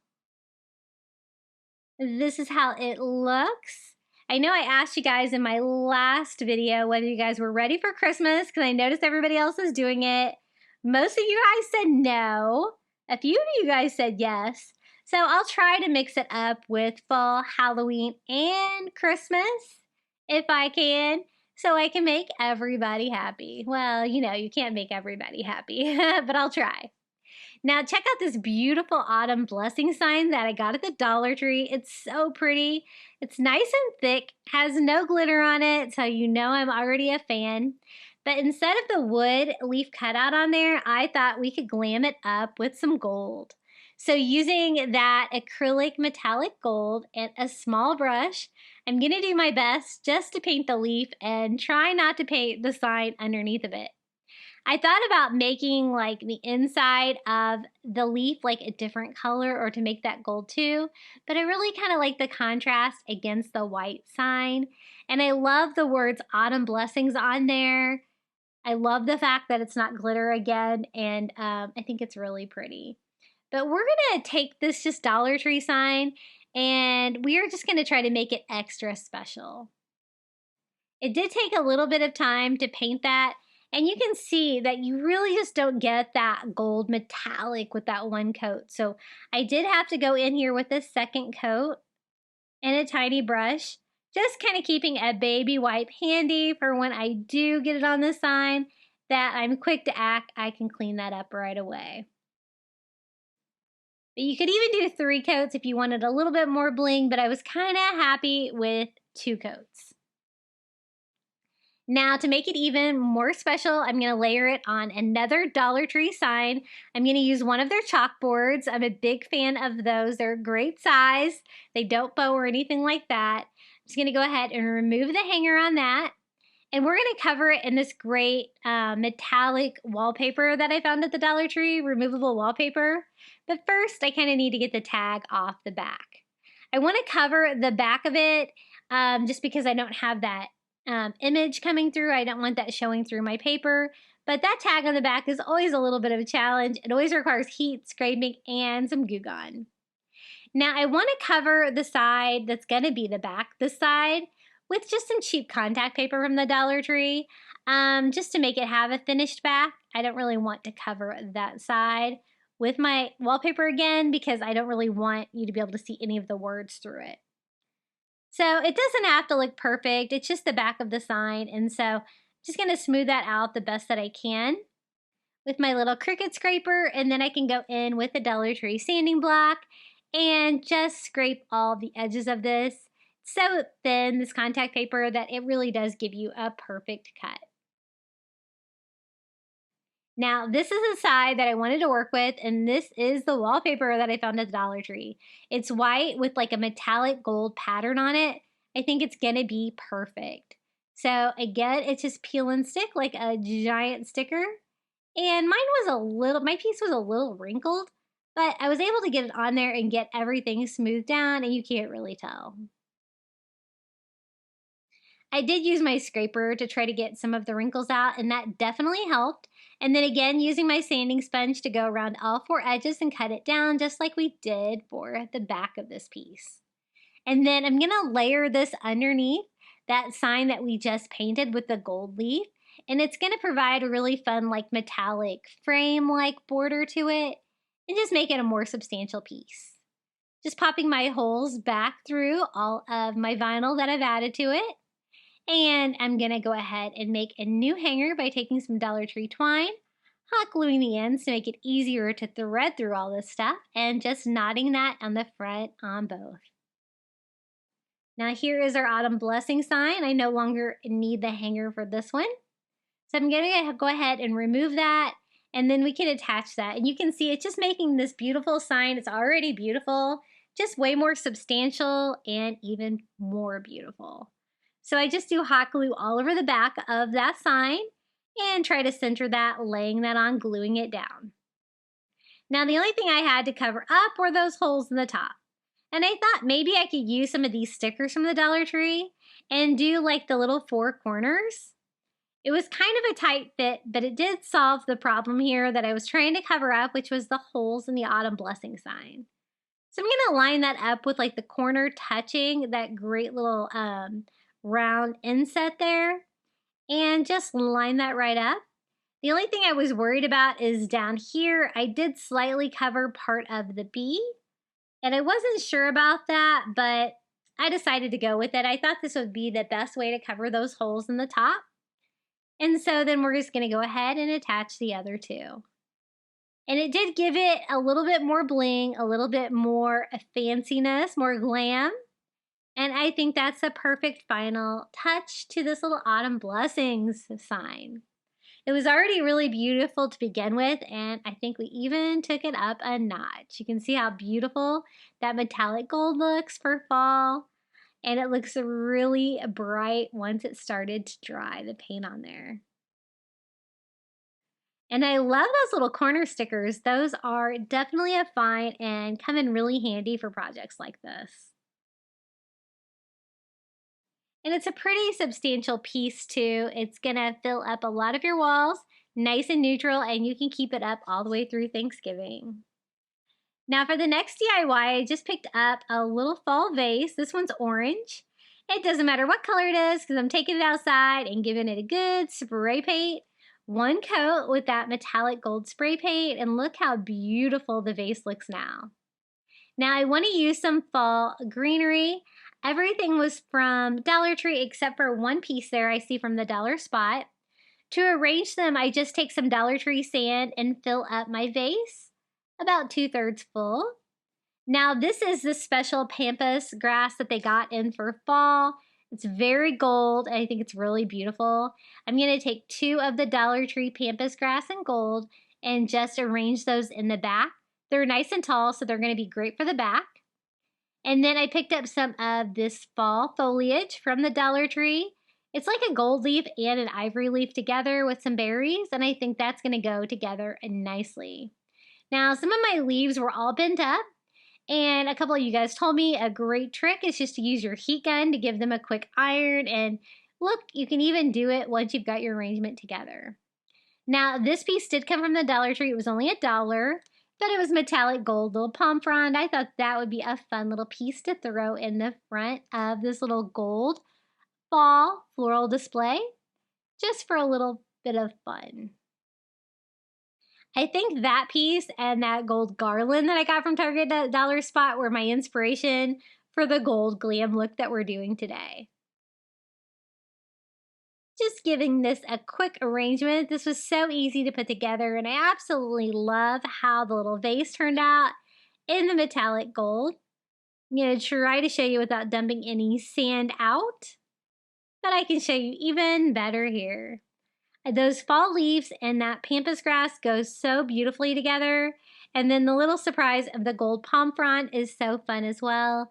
And look how beautiful that vase is. I think it's so much prettier than when it was orange. I love it, and I think that's going to be a great piece to decorate for fall. Now the next find was from the Dollar Tree. Look how beautiful this is. It's gold, it's got a very intricate leaf, and it's just a tea light candle holder. So no DIY here, but I wanted to show it to you anyway because it's going to go perfect for this fall with this fall decor that we're DIYing today. So I just pop in a Dollar Tree tea light candle to this, and it is ready to go. Look at the beautiful detail on this. Isn't it so gorgeous? First time I've seen this at Dollar Tree. Mine just had it in like the regular like candle aisle. I don't know if that's where it's supposed to be, but I thought it was absolutely gorgeous, and so I definitely had to pick this up as well because, again, I love fall candles, and this is how it looks like when it's lit.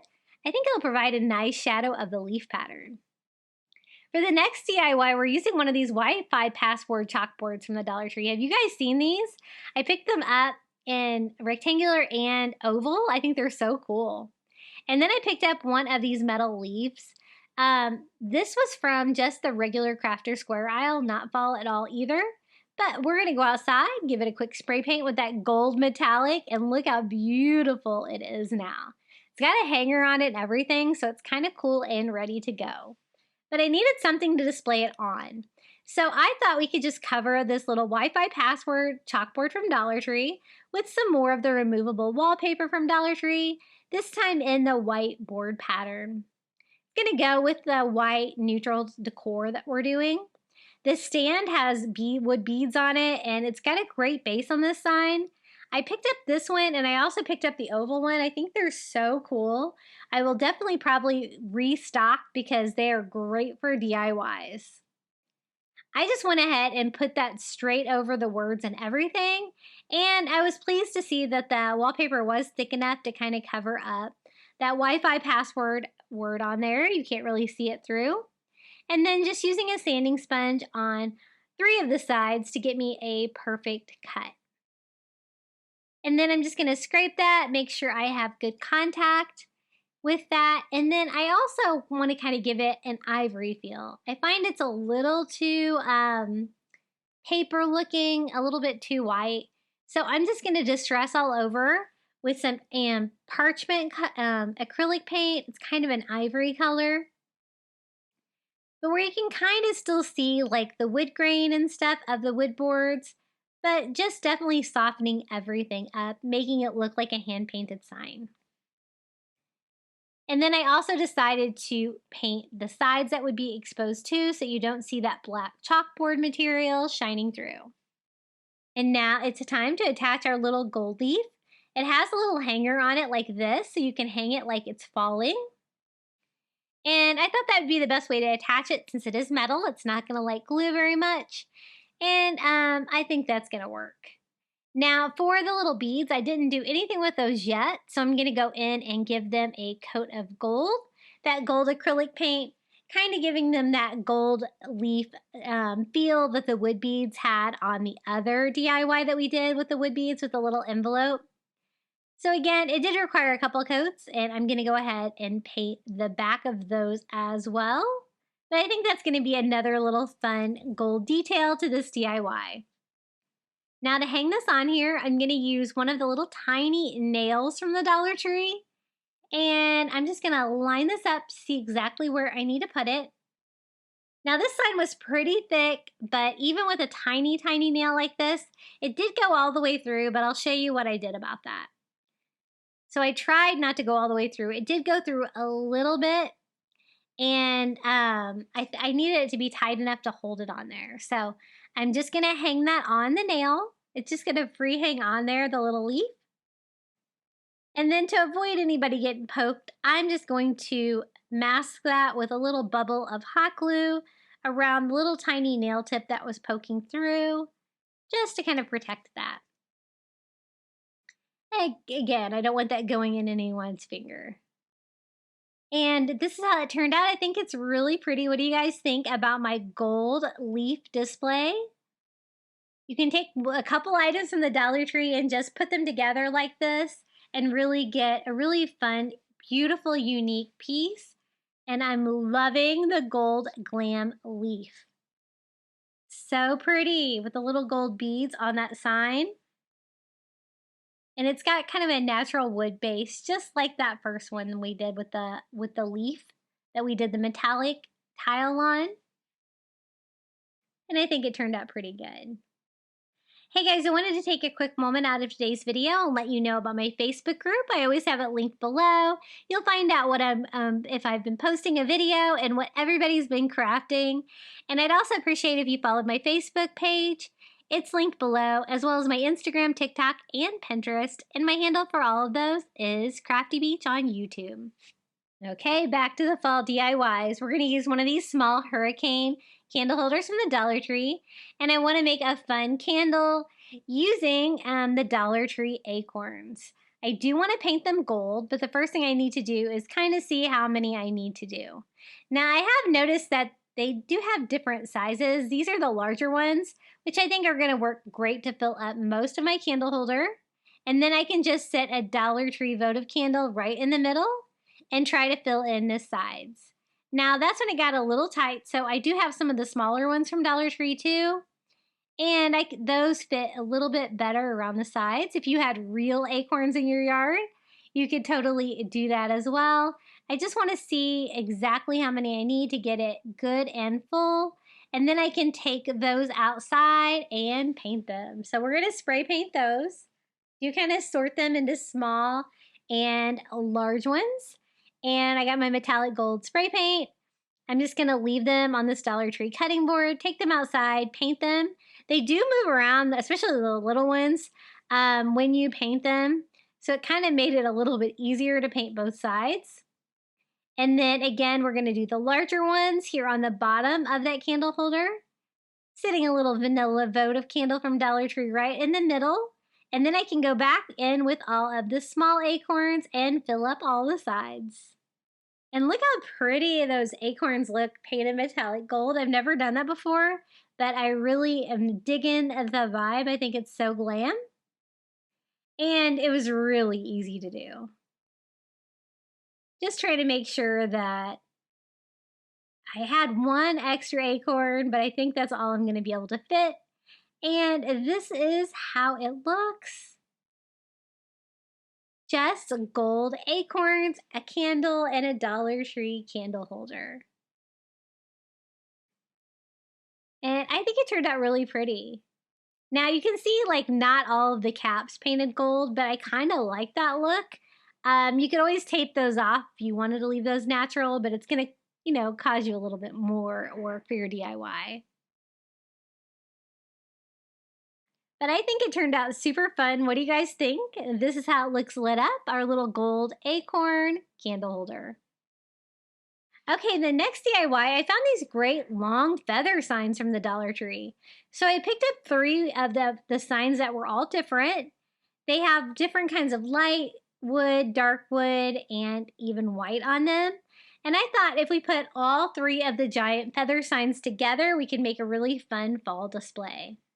And I want to, again, add a little bit of that gold glam vibe to it. So I have to kind of figure out how I want to add the gold to them. I decided that stem that goes down the middle of each one of the feathers is kind of a no-brainer of something to make gold on these. And so I'm just using a small brush and some metallic gold acrylic paint again and trying to stay within the lines. But I followed it up with a baby wipe. It did a good job. I tried to switch to maybe a little bit smaller brush here. Now this was the only giant feather sign out of the 3 that had like the different parts of the stem going off on the sides. I wish they all did because I think that's a cool effect and that is a great place to add the gold besides just the center vein of the leaf. But I don't know if feathers are necessarily fall, but they totally looked fall to me. And so I'm going to go ahead and just paint those little side sections as well. Again, trying to stay in the lines if I can. But I thought like the two-tone wood looks really pretty on its own. So we're going to go ahead and leave that. And again, if you really want that gold metallic look, you are going to have to go over them a couple of times. Now this one does not have the side parts. It's only got like the stem here going down the center of the feather. And so basically that's all the gold bling that's going to go on this one. But I think it's enough just to give it a little bit of class and color. And finally, the third one is like the dark wood and the light wood together. No white, no side stripes on this one either. So I'm just going to do the middle vein of the feather on this one as well, painting that with the gold metallic. And then I thought we could bundle all three of these leaves together at the top and really make a really fun, beautiful wall display that's actually pretty large. Have you guys seen these feather signs at your Dollar Tree? I was really excited to find them. I definitely wanted one of each. I just wanted them all to be different, just for a little bit of variety. But I kind of wish I had got more because I think they're so lovely. Now again, you do have to go back in with a second coat of that gold acrylic to get that nice gold shine. So I'm going to go ahead and update these last two that I did with just a second coat. This one was a lot easier because you just have to go down the center of them. And maybe a little touch up on this one as well. And then I'll show you how I put all three of these together, and I think they look so pretty. Now that one is my favorite one, so that one's definitely going to go on top. Then I can kind of arrange the other two to kind of come out from the sides and from behind and overlap everything like that. I'm going to use the center one because that makes more sense, and take some Dollar Tree twine and simply tie a hanger on right now while I can still kind of get to that one. And then I was trying to decide if I wanted it to be the two back ones to be flat like that.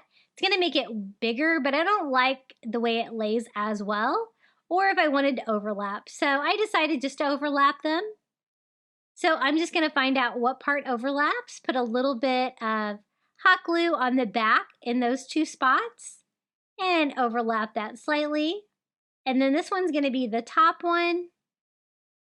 So it's going to overlap with that one that we just put on here, because that's the tallest one at this point. They kind of keep everything level. Then I just tie a knot on the hanger that's kind of threaded through the other one, so it'll hang back behind it, kind of hidden. And then I want it to look like it's all tied together with a bow. So again, I'm going to use some of that burlap ribbon from the Dollar Tree with the gold border and tie a simple little knot so we can make a really fun little bow for the top of this. Something simple, something with a little bit of gold. And you know, I'm just noticing now that I missed one of the little side pieces that I could have painted gold on that top feather. So you know I'm going to go back and add some more gold to that. Can't believe I didn't notice that. See how I did the two to the one side, but I forgot the one on the other side? And then I just hot glue that little bow to the top to make them look like they're all kind of gathered together at the top. And this is how it turned out. Yeah, that's really bothering me now. I'm going to have to go back and add that other gold stripe in there. I can't believe I forgot that. Oh well. This is what it looks like so far with the metallic gold accents added to the giant wood feathers from the Dollar Tree. I think they're so pretty and interesting. And I think they really do look nice for fall. And then let me show you how that looks. From a distance, I think it's really fun. I love the gold accents. Now for this DIY, I picked up a candlestick from the Dollar Tree. It has a great shape. And then I picked up a leaf tray from Goodwill. It was only 99 cents. And I thought we could put the two pieces together and make a really beautiful little gold leaf tray that we can use for a candle holder. So I just took the tag off of this. Otherwise, I think it's good and ready for painting. I am going to go ahead and glue the glass candlestick to the bottom as a base.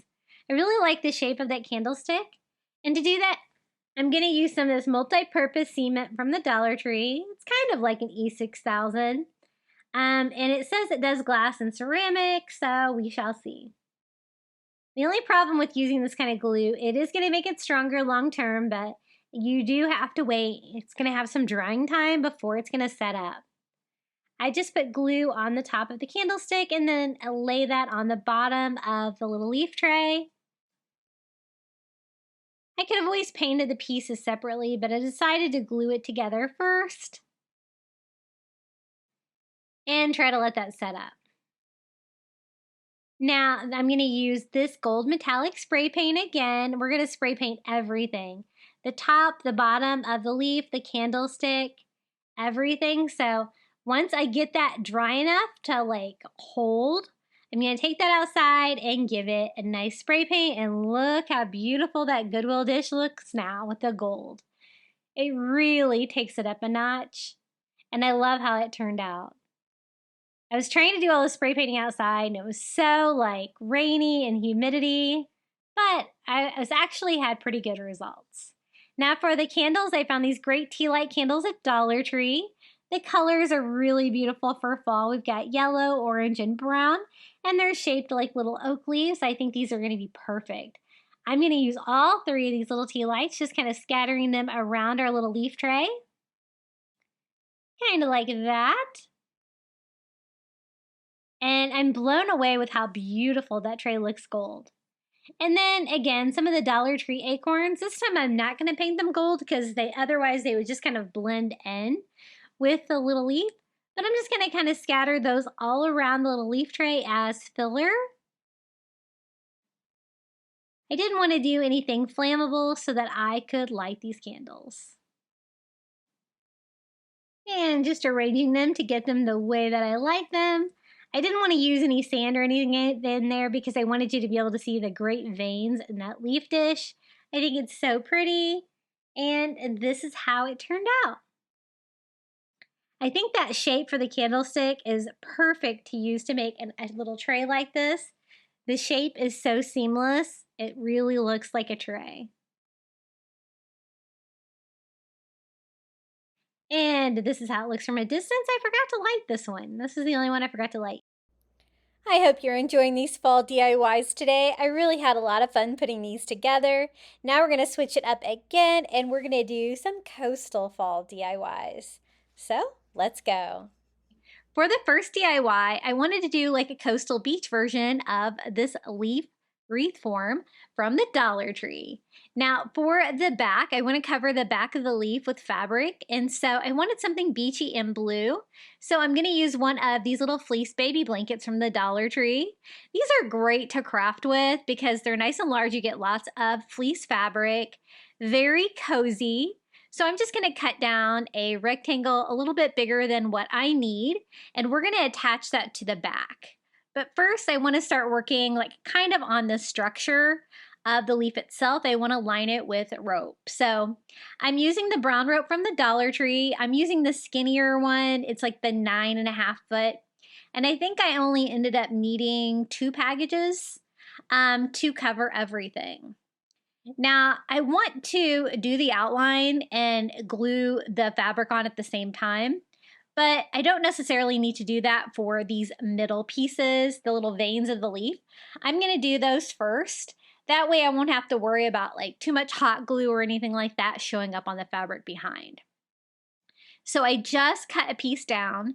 I'm making sure to cut the pieces short enough that there's going to be room to do like a rope down the middle of the leaf and rope around the edges of the leaf later on. So I'm just going to cut these pieces out, so a total of 8 pieces, and then just hot gluing those in place. I do craft on a silicone mat, so it makes it pretty easy to do this because the hot glue won't stick to that. Otherwise, you're probably going to need to lift it up a little bit if you don't have something like that underneath of it. And they get a little bit bigger up here, but basically the same thing. I just cut and glue them down. Now I want to do like that baby blue fleece background with like the rope outline of the entire leaf. The color of the leaf reform is really nice. You could do it without the rope, but I think that the rope definitely gives it a fun touch, and actually it helps to attach the back of it too. So I think that's going to work. So last piece, just going to cut that and glue that on. And we have the middle sections all ready. Now for the back of it, it gets a little bit messy. I like to kind of clean mine up a little bit just to make sure that you can't see any of that hot glue from the front. But otherwise, it looks pretty good. I also like to burn the fuzzies off just using a lighter. It just cleans up your rope. So any kind of rope you use, even from Dollar Tree, Walmart, wherever, sometimes they can get a little fuzzy, and this just helps clean them up and make them look a little bit better. Now, since I have that part done, I'm going to go ahead and attach the back, but I thought I probably needed to make a hanger first while I can still get to this area of the leaf. So I'm going to hang it like upside down like this. So I just take twine and tie a knot there to make a simple hanger. And now we can attach the back and add the rest of the rope to this little leaf wreath. That's hard to say. So I lay the fabric underneath, and then I'm going to go ahead and cut a piece down for the middle part of the wreath. And I'm just going to hot glue that, pushing that in between the other two pieces of rope that I had cut down. And I'm making sure to use plenty of hot glue so that the extra hot glue kind of seeps around the wire and actually picks up the fabric from behind. So I'm only doing one section at a time because I want to make sure that my hot glue, stays wet and it's easy to work with. So I broke it down into like 3 sections. Just testing to make sure that that is gluing the fabric to the back, and it totally is. So we're going to do the same exact thing on the outer part of the leaf, just starting at the top. I thought that'd be a good place for the rope to kind of come to an end, and then just gluing it around. I found that I could only do like one little section here at a time without like my hot glue setting up, because you kind of have to hold it into these like curved shapes to make sure that you cover all of the wire. I was trying to be really careful to make sure that you don't see any of the wire in the final product. But basically just outlining it with rope. And then once I get this all glued on, then I can go around and trim off the excess fabric. I do it this way just to make sure that I have the perfect amount of fabric instead of trying to cut it and line it all up first. And I've done this with other types of materials. I've never covered, I don't think I've covered one of the backs of these kind of things with the baby blanket before, but I have crafted with it before, and I really love it. Just if you need like light blue or light pink felt or anything like that, the fleece is going to work great for that too. And I think I've used the pink maybe for Valentine's Day, but I have used this beachy blue one a lot. So we almost have it all framed out here, just one little piece. I'm going to cut it, have the little rope end here at the top. And there is our little beachy leaf so far. It's looking very beachy with the blue and the rope. And all of the DIYs today are going to have like a beach or a coastal influence. I know fall has already started, but I did want some more fall decor for my home to display after I take down my Halloween decorations. Because right now I have all my fall stuff up, but I also have Halloween. I definitely have more fall decor, but I am going to have some bare places, and I am not ready to decorate for Christmas yet.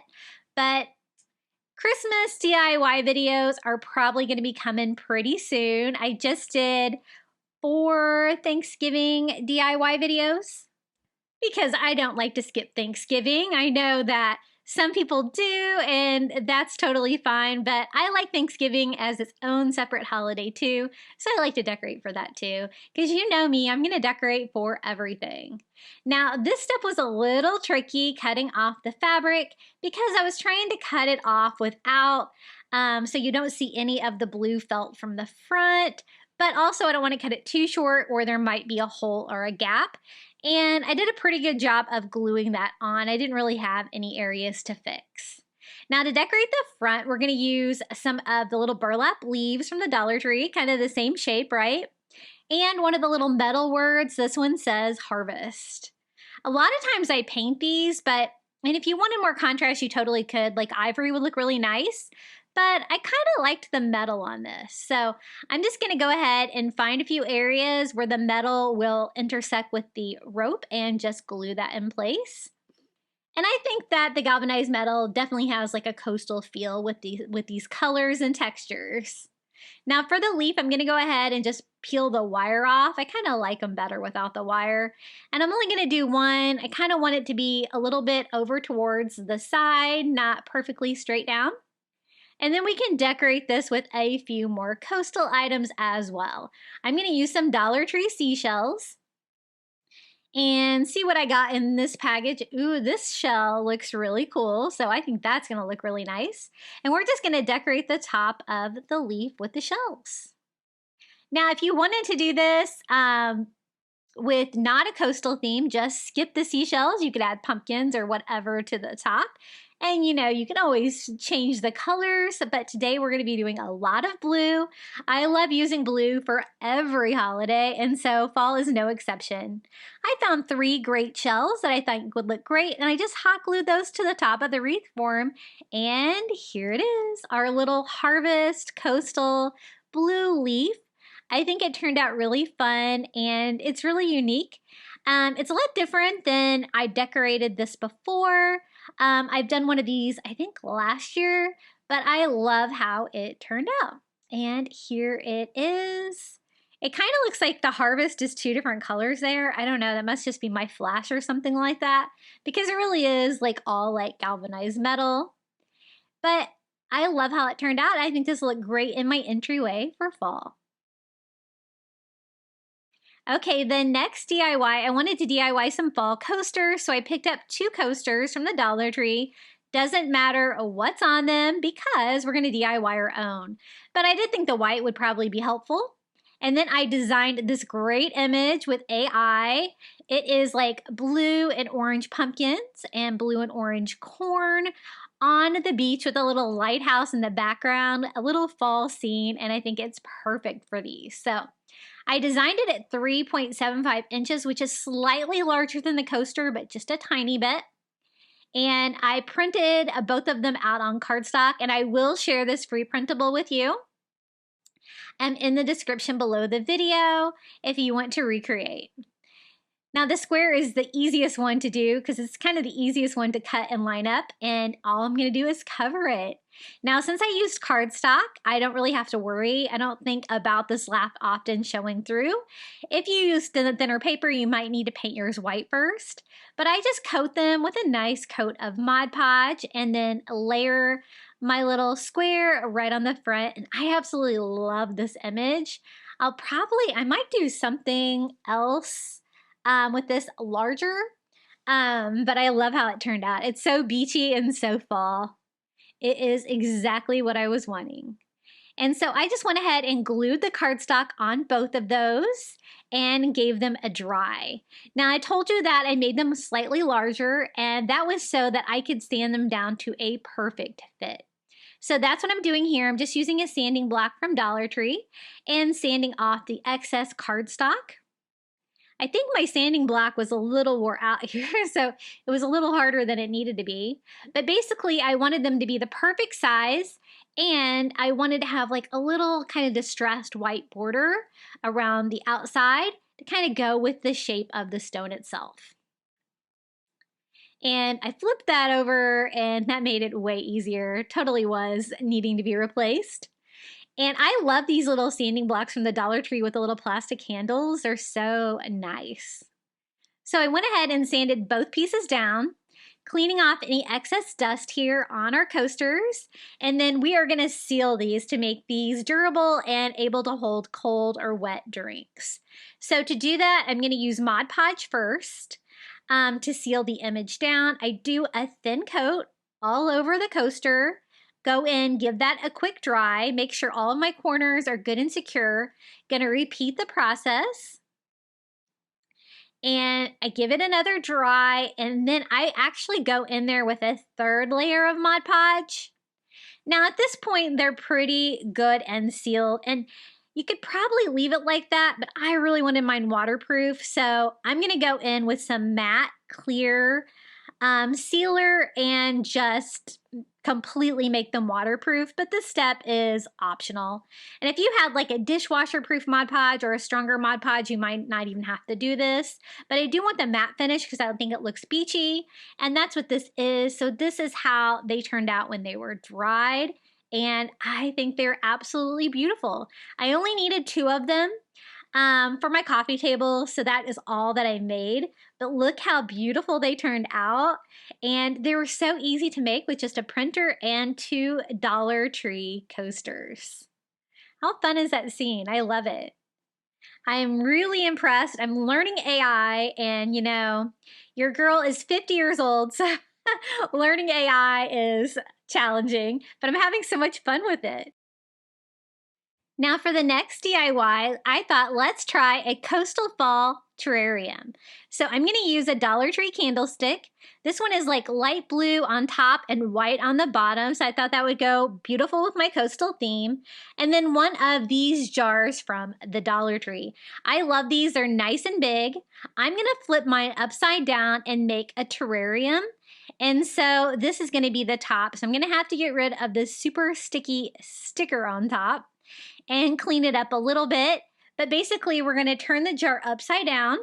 We're going to display it on the candlestick, and we're going to fill it in with like a blue succulent and some pumpkins. So once I got that all cleaned up, I wasn't too impressed that the circle wasn't centered there on the top, but that's fine. And then I'm going to go ahead and start decorating the base. Now it's already stainless steel, but I wanted to add a little bit of texture to mine. So I'm going to use some burlap ribbon. And I got this great burlap ribbon at Pop Shelf the other day. I haven't seen this size at Dollar Tree, but it works great for something like this. It was $2. And so I just glue that around the rim of my lid. And that gives a nice beachy burlap feel to that. That's going to be the base of our terrarium that's going to attach to the candlestick. Now, it was a little bit of an experiment putting this together. I knew I was going to need some foam, and I wanted to do blue, so I'm going to use one of the little blue succulents from the Dollar Tree. It is on this really large stem, which I don't really need, so I'm just going to go ahead and remove the tag and kind of take this apart. And then I can kind of attach everything to the base. Now I'm going to use pumpkins. I used one of the little ivory ones from the Dollar Tree, and then I had a little tiny orange one from the Target dollar spot that I thought would be great too, to add a little bit of orange to it. I take some floral foam from the Dollar Tree, and I just cut down a square that will fit inside the lid. It's not going to quite fit inside the jar though, so I am going to have to trim it down. And my goal here is to kind of carve it to kind of make it look like a rock. That way I can boost up the succulent and the pumpkins. And then we're going to fill in the rest of the terrarium with sand. Now I went ahead and hot glued mine to the base, but you might be better off without doing that. I'm not sure. I did have a little bit issues from that here in a little bit. But I am going to carve it down a little bit more where it's a little skinnier at the top, kind of like a stone. Sticking out of the ocean like that. That way I can cover that all up with sand. I won't have any sharp corners or anything sticking out. Now for the succulent itself, I'm just going to do a little hot glue on the stem and push that down into the foam, kind of towards the back of the terrarium. And I've done beach terrariums on my channel before, but I've never done one for fall, so I thought this was fun. Now for the pumpkins, I just used toothpicks, and since they're made out of foam, I can just put the toothpicks right through the bottom. And we're just going to stick those one on each side of the little succulent. And then we're going to fill the rest of the terrarium up with sand. I kind of wanted to do shells in there, but I knew I was going to have to do a lot of shaking and stuff like that. And I thought I would probably bury any of the shells that I put in there anyway. So I think that the sand and, you know, the succulent is going to give me that beachy vibe I'm looking for. Now I didn't hot glue the pumpkins, and I kind of felt like I probably needed to because to get it to all stay in place. So I just hot glued the little toothpicks in there, and that is what we have so far for the terrarium. Now, if you had a larger jar of some kind, you could even add more, but I think that's all that's going to fit. Now, to fill the jar, I'm going to use Dollar Tree sand. I had a bunch of it. This is the tan sand, and this is kind of the tricky part. You have to try to figure out how much, you know, the stuff is going to displace the sand. So I put an amount in there, and I'm going to try it.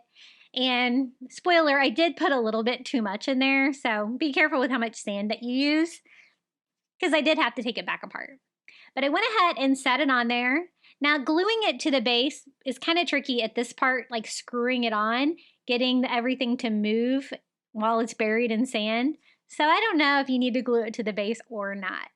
Now to attach the candlestick to it, I'm going to use some of this cement adhesive from the Dollar Tree and just do it around the rim of the candlestick holder. And I am going to do hot glue in the middle to try to give me some like fast hold, but otherwise we're going to rely on that cement to glue the ceramic to the metal. Just sit that on there.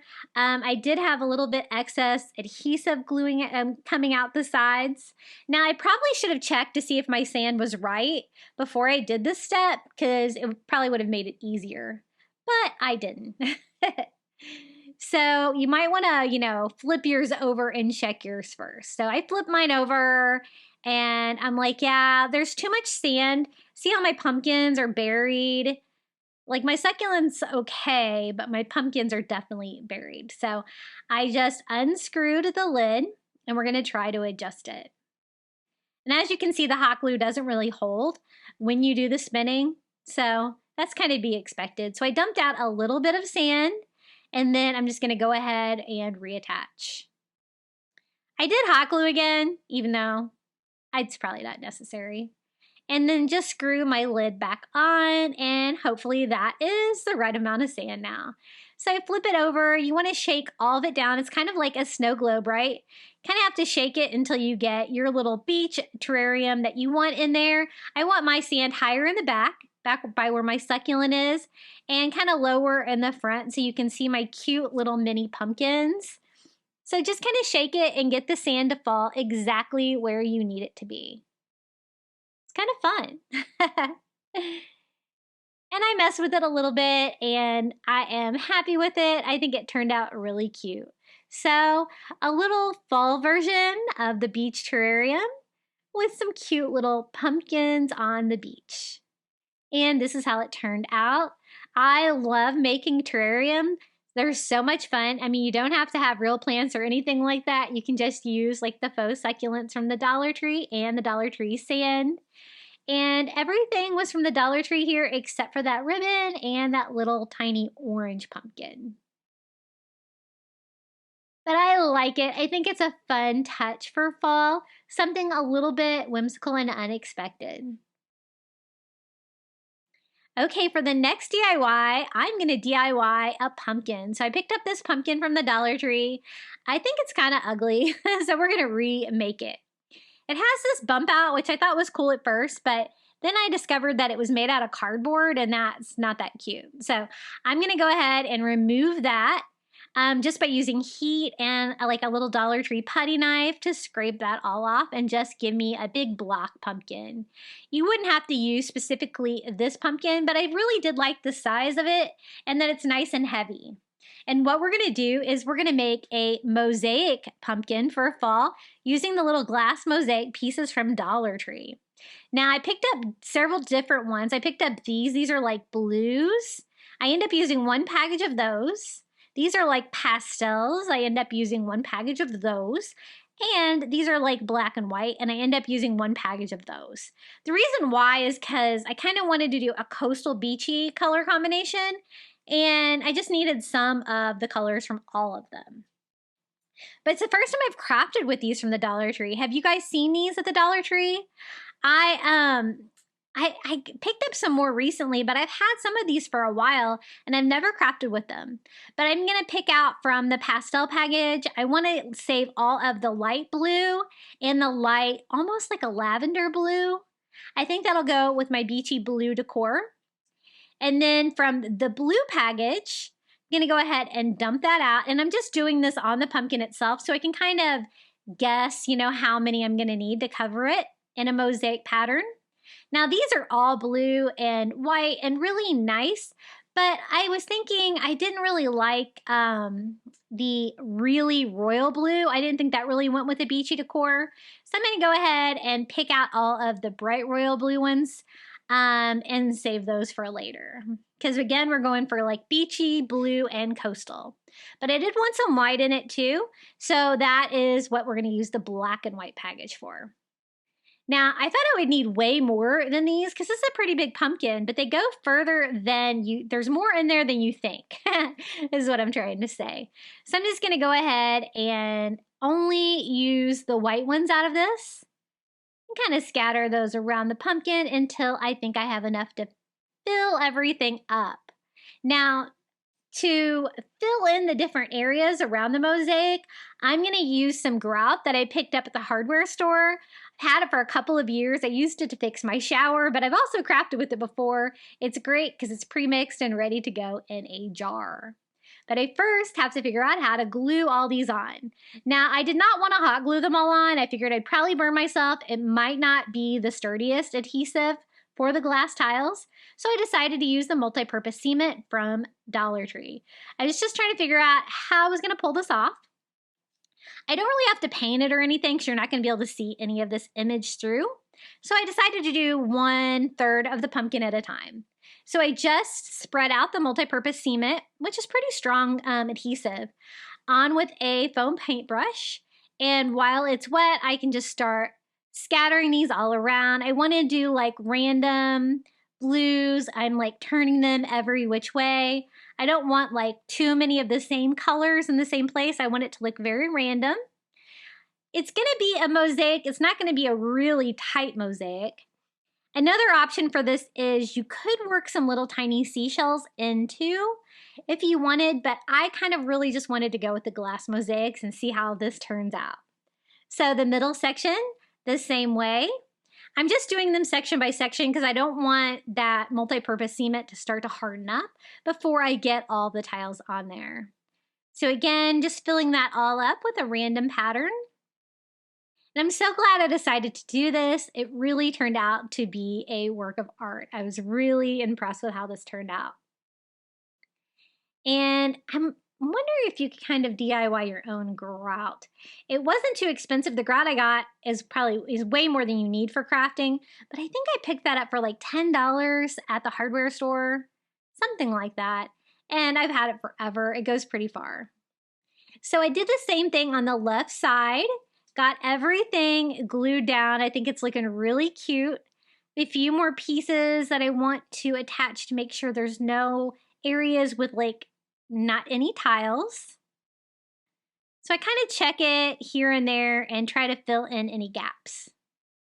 Now the glue is still wet on there, so I'm going to go in with my heat gun and dry that until it is, dry, and now we can attach the grout. This is the grout that we're going to use. The color is linen, and it really kind of looks like sand, so I really like this. And again, I've had this forever, and it's still like, perfect to use. And I'm just going to go ahead and mix that up with a putty knife, and then we're going to attach that right on top of the glass mosaic. It's going to fill in any of the other areas. I guess maybe you could use like, I don't know, plaster of Paris or something like that for this too. And I want to make sure that I don't get too much on there. I just need enough to cover the glass. So I found it a little bit easier to use this larger one, this larger putty knife. And so I'm just going to scoop that on, pushing it down in between the tiles. Luckily, that adhesive was super strong, so everything stayed in place right where it needs to be. And then just spread it out, kind of scraping the top of the tiles with my putty knife to kind of make it thin enough just to cover the back of the pumpkin and the sides of the tiles, but not to cover the tiles themselves. Now, the sides were a little tricky because there is no wall, so I just kind of put it on there and kind of scrape it out as flat as I can up against the sides, kind of keeping that shape and working my way around all the edges until all of it is filled in with grout. Now, I've worked with this before. I've made a sea glass pumpkin, if you've seen one of my previous Coastal Fall videos. And I let that set on there too long. This time I was quick. I was quick with the wet sponge, wiping off the grout on the top of the glass stones to make sure I get them all good and cleaned up before the grout even has a chance to set up at all. So I just lightly went over the top of it with a wet sponge to try to at least get the tiles wet, right? And then I can kind of go in and start cleaning those up. Before I thought maybe it needed to set up a little bit first, but no, it really needs to be removed from the tile quickly. So then I went over with a paper towel. I noticed with the paper towel, it was kind of wiping the grout back on the tiles a little bit. So I'll show you how I end up cleaning that up. I just go over it again with my sponge, clean off all those beautiful tiles. Isn't this pretty? I absolutely love how this turned out. Definitely doesn't look like something that you made with the Dollar Tree. And to fix it, I did a paper towel and I just laid it on there and I blotted the tiles just from the top instead of going side to side so I don't get any more grout on the tiles themselves. And once I get all of my tiles cleaned up, then I can let this dry and harden. It really didn't take very long to set up. I did give it a head start with my heat gun, but then I just kind of set it aside flat on its back like that. And look how beautiful this pumpkin turned out. Aren't those little mosaic tiles gorgeous? And I love the colors that I chose. I think they go really nicely together. And so here it is, our little glass mosaic coastal fall pumpkin. I think it's coastal because I think it looks like the sand and of course all of the blue that we used. I didn't really want to add any more decorations to it. I really want just the art of the mosaic to be the star of the show. And I just love it. I think it's so pretty. I love making pieces like this. I found this sign at the fall section at Dollar Tree. It has blue, white, and orange pumpkins in the back. So it's got the blue that I was looking for, but I thought we could take it up a notch and try to make it look a little bit more coastal. So we're gonna do that with Dollar Tree rope. So we're using the same rope that we used on the leaf wreath. It is the 9.5 foot, the kind of the skinnier one. Thought that would be easier to do the letters. And I just loop around the cursive H. I decide to cut mine so that I don't have to overlap it and make like a big bump with the rope on top of the rope. And I'm kind of glad that I did that for this because I think it did make it look more high end in the end. I have done cursive writing with rope before and left it all one piece, but since I was trying to kind of keep to the shape of the home that's already on the sign, I'm just going to kind of cut it. So I'm going to have to cut it here again to prevent an overlap here on the little loop on the O. So I just cut that down and glue it on. And I want to cover all of the frame because I don't really like it. It's like a brown, boring, like wood look. But the back of the sign is really cute with like the little pumpkin print. It's totally my color and style for fall decorating. So I thought just adding some rope, and we're also going to add some burlap to this. We can take this Dollar Tree sign and just make it extra special. So I got to this point and there's another place I need to cut the loop of the E. I'm gonna cut that down and then I just have a little tail piece. And now I think that looks pretty good. I'm just gonna make sure everything is glued down, burning off any fuzzies from the home out of rope. It's just a fun idea of something that you can do with these Dollar Tree signs. Now for the burlap, I'm going to use the burlap trim. This is the one that comes in the middle of the package.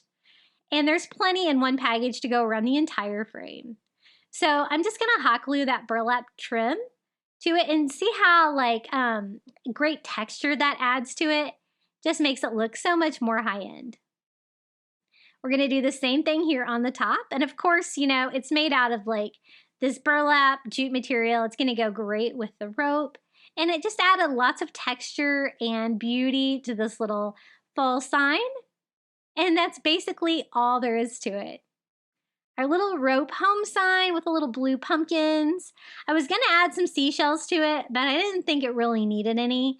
I think the rope is enough of a coastal touch with the blue pumpkins, of course. But this is how it turned out. Our little home pumpkin sign. I think that's the first time I've covered the word with rope, but I really like how it turned out because I really like rope like in a cursive design like that. I think it looks really pretty. What do you guys think about this DIY? I hope you're getting some great crafting inspiration today. Now for the next DIY, I'm going to take a Dollar Tree sign. This is one of the ones with the wood bead hanger, but I'd already removed the hanger because I was going to use it for something else and I never ended up using it. So I just wanted a square sign, and I like the wood frame, so I'm going to protect that with some painter's tape. But I do want to paint the background of the slatted wood sign. I want it to be beachy and blue. I'm going to use this color. It's Apple Barrel Cloudless. I love this color. You can get this in my Amazon shop below. It's really inexpensive, and it even ships with Prime. I think it's like 50 or 60 cents. I absolutely love this color. I'm obsessed with it. You can also get it at Walmart. And I just go over the entire sign with one coat of that beautiful blue color, switching to a tiny brush so I can kind of get in all the grooves and around the sides of the frame. Make sure everything's colored and blue. Now I have that little welcome pumpkin that you see there, and the only reason I have that is because we're going to kind of use that for a stencil for the pumpkin that we are going to design on this little sign. I want to make a driftwood pumpkin using some of the wood slices from the Dollar Tree.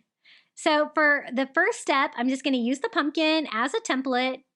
Just makes it a little bit easier to get the pumpkin shape, but a pumpkin shape is pretty easy. And I'm going to trace it out. I did kind of make the mistake of using an ink pen. I probably should have used a pencil because I did have to paint over that pen quite a bit to try to get, I didn't want any lines visible, but I used a pen. Now, these wood slices from the Dollar Tree look extra driftwood to me, so we're going to try to use them instead of driftwood to see if we can make a Dollar Tree driftwood project. Some of them even have branches, which is fun. So we're going to piece them together and make a little pumpkin. I decided to do mine horizontal like that. I am going to have to cut some of the pieces down to get them to fit, but I think we can make it work. I have cut those before with the little miter scissors that I got on Amazon, so we're going to give that a try. So I'm going to start right here at the bottom of the pumpkin. I'm going to overlap the side slightly and just glue on my first piece of driftwood. Now, these come in all different widths, so I just tried to make sure I used, fairly the same size width going across, and my rows would at least be even. So that one was kind of a thicker one. This one's gonna be a thinner one. So I'm gonna find another thin piece to do the right side. And I'm just cutting those down to size with my miter scissors and gluing them on. Now, some of the pieces are a little bit thicker, like that one, and they can be a little trickier to cut. Sometimes I have to cut them and then turning them around and cut them again to get them to cut with the scissors, but that does work. That's when I realized I probably should have used a pencil, because then I had to kind of start touching up my lines here and there just because that ink was kind of obvious. I don't know what I was thinking with that. Now, I don't want all of my joints to be in the same place. I'm going to kind of switch it up, start doing the long ones on the right sometimes and the shorter ones over on the left. Just kind of like you're doing flooring or anything like that. You just don't want all of your joints to end up in the same spot. And again, touching up my paint there. And again, skinny, and then I use another skinny one for the other side. We're just going to cover up that entire pumpkin design with the driftwood. So the only labor-intensive part of this one was cutting them down to size. So, if you had a larger sign that you're working with, you could always do this without cutting them, because as you can see, they do come in different lengths anyway. You could kind of do a more random shape, but I was kind of restricted to the size because I wanted to do it on this Dollar Tree sign. So again, I don't really mind if you can see the blue paint between the two driftwood pieces. I'm just trying to make sure that you can't really see the line that I painted on the sides of the pumpkin. And I think it is easier to cut them with the miter scissors. I mean, they do require quite a bit of hand strength, but you could totally use a saw if you need to cut yours down too. But I really love these wood slices from the Dollar Tree. They come in 3 different kinds. I think these are my favorite. I've been finding them a lot more at some of my smaller Dollar Trees, so I've been able to stock up on them. Now, I don't have much left of the pumpkin, just trying to find the right size, and again, trying to cover up my ink with more paint. So I just kind of need a chunky small piece here for the top. And and glue that on. I was trying to decide what I was going to do for the stem of the pumpkin.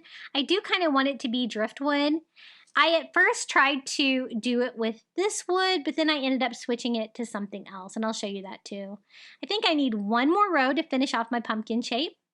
I did cut down some of the driftwood here to make a stem, so I'll kind of show you what that looks like if you did just want to use the stem. I used like 2 together, but then I decided I want something a little different. And I have some real driftwood from the beach, so I'm just going to cut down a rough piece of real driftwood just to kind of mix it up. And I just cut that down where it kind of had a jagged edge, but a smooth bottom so I can kind of attach it right there on the top of the pumpkin. And I don't really want to add any other kind of design to that. I think that looks perfect as is. I don't want mine to be a hanging sign. I want it to be a stand-up sign. So I'm just going to take one of these wood Jenga blocks from Five Below and glue that to the back of my sign, making sure that I can kind of slant the sign back a little bit. So I'm going to kind of make a small gap right there to make it slightly lean back so it will sit perfectly in my home decor. And how cute is that? A little Dollar Tree version of a driftwood pumpkin. I absolutely love how this turned out. I mean, I know it's not driftwood, but it does kind of give you that same feel, right?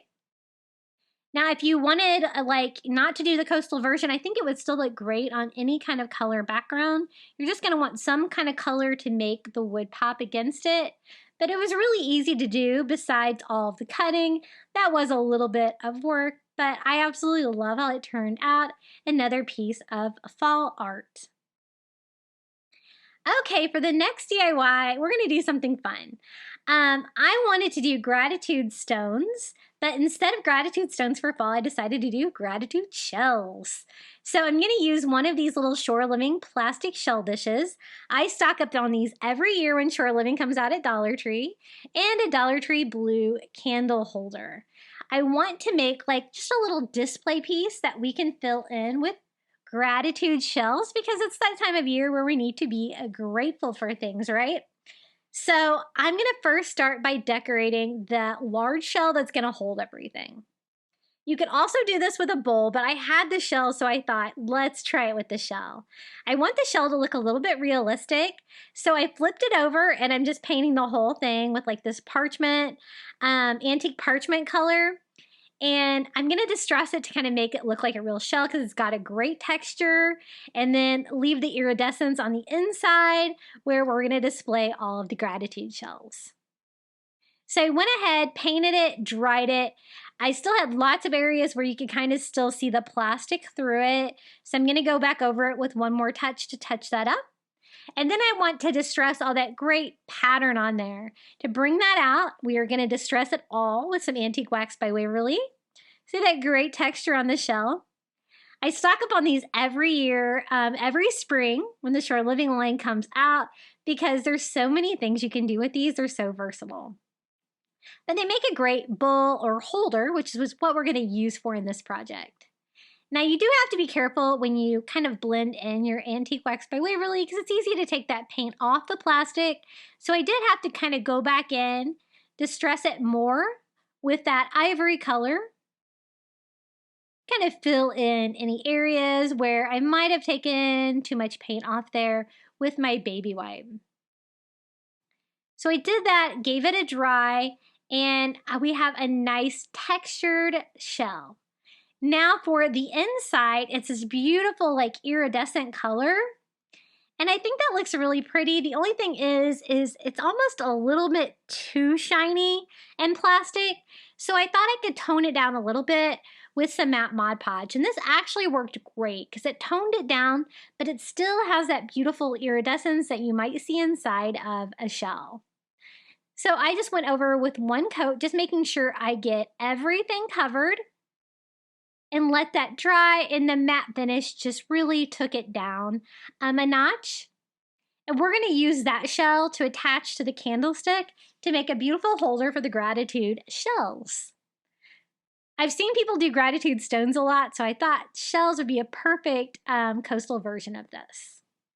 Now I need something strong to attach my plastic shell to my candle holder, so I'm going to use some E6000. I love these little like single-use tubes because I hate the large ones because they always get clogged on me.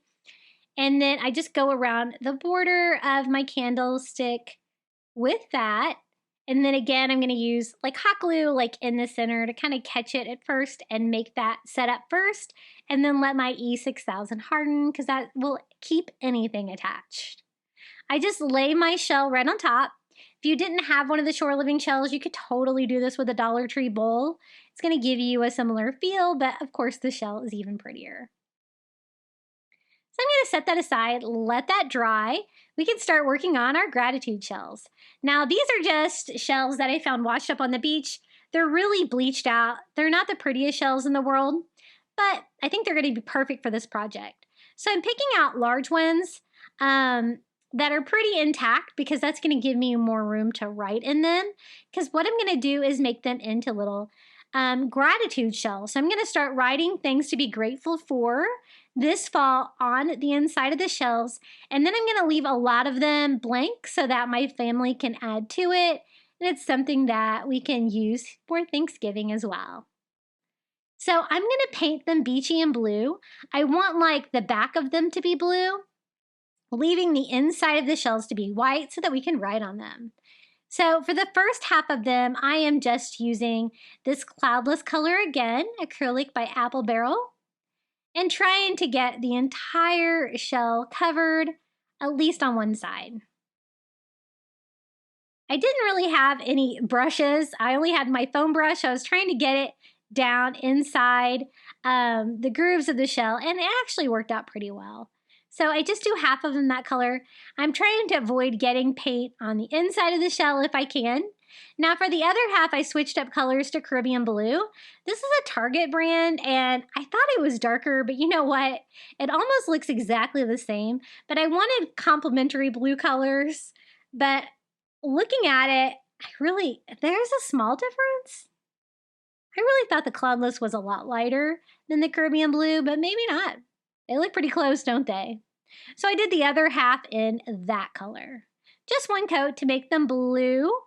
Then we can flip them all over. When I started to flip them over, I noticed that I kind of need to touch up the lips. So just using a tiny brush, I'm just going to go in there with that cloudless color and just paint that little part because it just looks like that part needs to be painted too. And then I'm going to start actually writing on these. So it kind of starts the gratitude shells and more can be added to later. This is a really fun DIY to do. I was going to do it at first with stones and just do gratitude stones that you can use a paint pen on. This actually worked out even better because the inside of the white shell is so easy to write on with just a Sharpie. So this is all dried and ready to go. I'm just going to put a little bit of sand in there just to kind of nest the gratitude shells in. Not too much because I don't want to cover up that beautiful iridescent shell. And then I'm just going to start writing things that I'm grateful for on the inside of the shells. I'm using a blue, like fine-tipped Sharpie. I think I got this at Dollar Tree.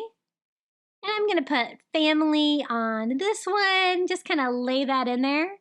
And I'm going to, do about half of them or maybe a few of them just to get started, just so I have lots of blanks left so we can keep adding it to it. Of course, I'm thankful for the beach, right? And I'm just trying to think of words that would be great for this. And that way it kind of gets the ball rolling on the gratitude shells. So I did family, I did home. You gotta have food, right? So excited about Thanksgiving coming up. And how about health? That's always something to be grateful for. Now for the ones that are still blank, I'm gonna flip those over so you'll get the beautiful blue shells. And you'll only be able to read the ones that have messages on them. And as we fill these out, we can flip them over. You could always write on them and leave them flipped like that, and someone could kind of go through and look at them. But a fun, interactive DIY for fall. But again, super coastal. You can display your little Sharpie with it just like that so that others can join the fun and making the gratitude shells. If you have any little ones around, I think they're going to get a big kick out of this as well. This would be great on your Thanksgiving table as well. And this is how it turned out. I absolutely love the shell dish. I think that it made the gratitude shells extra special. And guys know I love those blue candlesticks from the Dollar Tree. I craft with those all of the time. So the seashells were free, but basically 2 items from the Dollar Tree, I guess, to pull that off, the shell and the candlestick. So only $2.50 plus a little tiny bit of sand and paint. Now for this DIY, I wanted to make a coastal pumpkin. So I found this slatted pumpkin wood sign at the Dollar Tree. Some of the fall stuff is they're starting to run out of it at Dollar Tree. So this will probably be my last new fall DIY this year. And I am going to paint it with that same cloudless color. And I just kind of want to stain it. It's this beautiful wood, but I want it to be a beachy blue. And this is my favorite color of blue, as you know. Make sure I get in the grooves so I can kind of paint the slats in the back too. I was inspired to make this piece. I had designed with ChatGPT a beach image of a starfish pumpkin, and then I looked at what they came up with and I'm like, oh, I love it. I'm going to try to do the same thing with actual starfish and stuff. So I have one of these starfish left over from Shore Living. This one's already white, so it's perfect. At first, I tried to kind of just put it over the stem of the pumpkin like that, but I didn't really like the rope being in the back like that with the knot. It was going to kind of make it stick out from the wall. So I'm going to go ahead and cut that off and just glue it to the front. That way we can have this great starfish on the front. Now, if you have some of these left over and yours are like the red ones or the blue ones, they're super easy to paint. And you could even use the smaller white Dollar Tree starfish as well, but I really liked this big one. So I just glued that right in the center of the pumpkin, and then we are going to fill out the rest of the pumpkin with the little tiny seashells from the Dollar Tree. These are the ones that come in little glass bottles. I kind of want an assortment of different kinds of shells and sizes, and I also am going to add some little tiny starfish too. I get these on Amazon. These are linked in my Amazon shop below. I love crafting with those. They go great with these little tiny seashells from the Dollar Tree. So just trying to fill up the area, kind of symmetrical, but with different things. And glue these on. These little shells are super easy to glue on with hot glue. They just need a little tiny bit on one edge. And of course the starfish, a super tiny dot. I'm using my fine tip hot glue gun just because I don't need very much glue at all for this. And we're going to kind of just finish it up with seashells.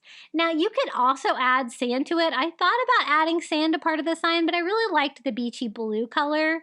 And so I decided no sand on mine, but sand would be really cute on the front of yours as well. And so easy. Our little starfish pumpkin is perfect for a coastal fall. And I love how the colors turned out. It's a nice small sign, so you could display this anywhere. Thinking about putting this one in my kitchen for fall. I think it's so beautiful. And I love those starfish. Those were new this year with Shore Living. I've never seen them before. Definitely stock up this spring when you see them because I'm sure they'll go fast. But this was definitely a quick, easy coastal fall DIY.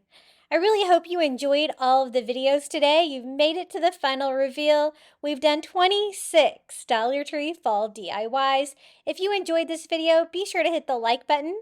Comment your favorite DIY in the comments below. And if you haven't subscribed, what are you waiting for? We're trying to get to 30,000 subscribers. Enjoy the final reveal.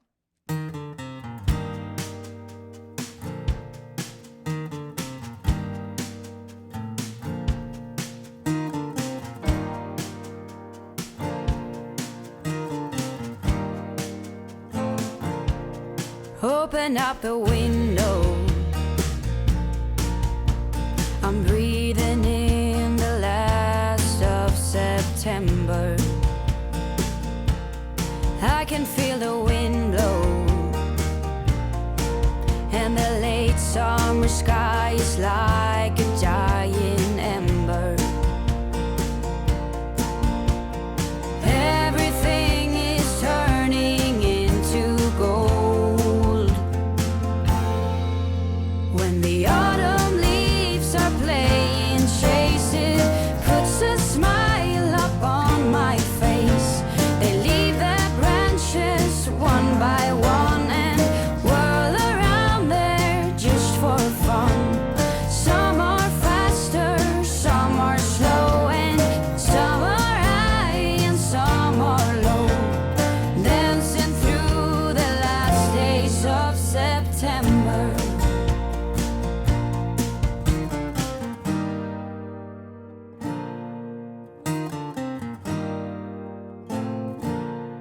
Since I was a little child, every year for as long as I remember,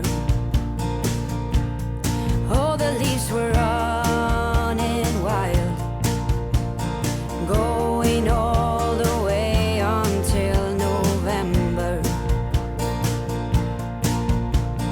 Turn the world around us into gold. When the autumn leaves are playing chase it, puts a smile up on my face. They leave their branches one by one and whirl around there just for fun. Some are faster, some are slow, and some are high and some are low, dancing through the last days of September. I wonder where they're going, the flight of swallows sailing through the sky. There's no way of knowing, but maybe someplace far from you and I. When the autumn leaves are playing chase it, puts a smile up on my face. They leave their branches one by one and whirl around there just for fun. Some are faster, some are slow, and some are high and some are low, dancing through the last days of September. When the autumn leaves are playing chase it, puts a smile up on my face. They leave their branches one by one and whirl around there just for fun. Some are faster, some are slow, and some are high and some are low, dancing through the last days of September. Dancing through the last days of September.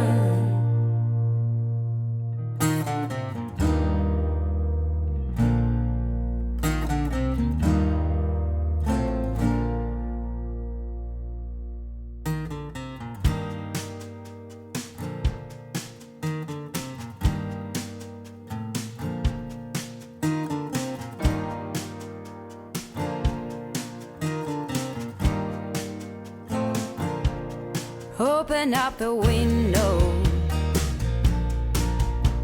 I'm breathing in the last of September. I can feel the wind blow, and the late summer sky is like a giant ember. Everything is turning into gold. When the autumn leaves are playing chase it, puts a smile up on my face. They leave their branches one by one and whirl around there just for fun. Some are faster, some are slow, and some are high and some are low, dancing through the last days of September.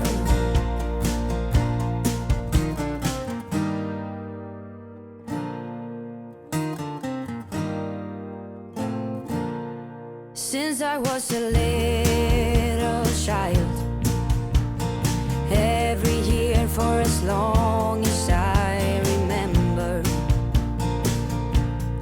all the leaves were running wild, going all the way until November. Turn the world around us into gold. When the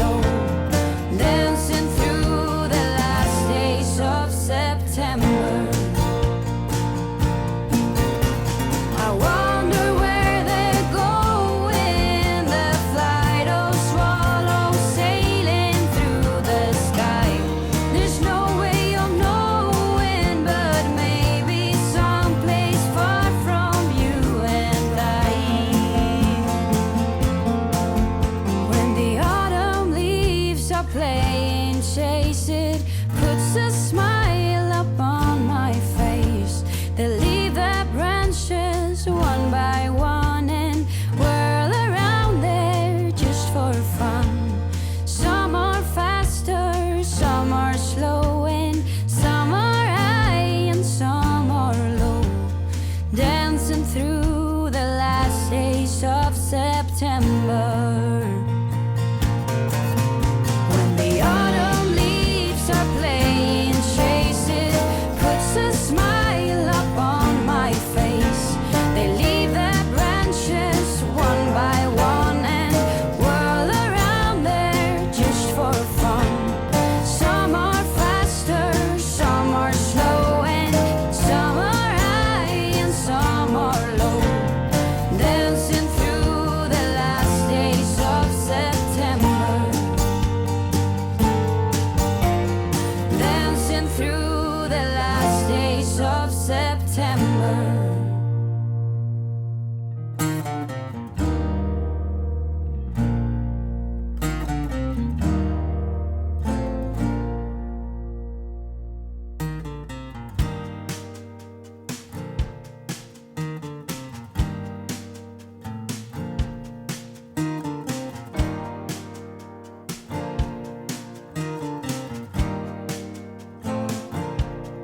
Open up the window. I'm breathing in the last of September. I can feel the wind blow, and the late summer sky is like a giant ember. Everything is turning into gold. When the autumn leaves are playing chase it, puts a smile up on my face. They leave their branches one by one and whirl around there just for fun. Some are faster, some are slow, and some are high and some are low. Dancing through the last days of September.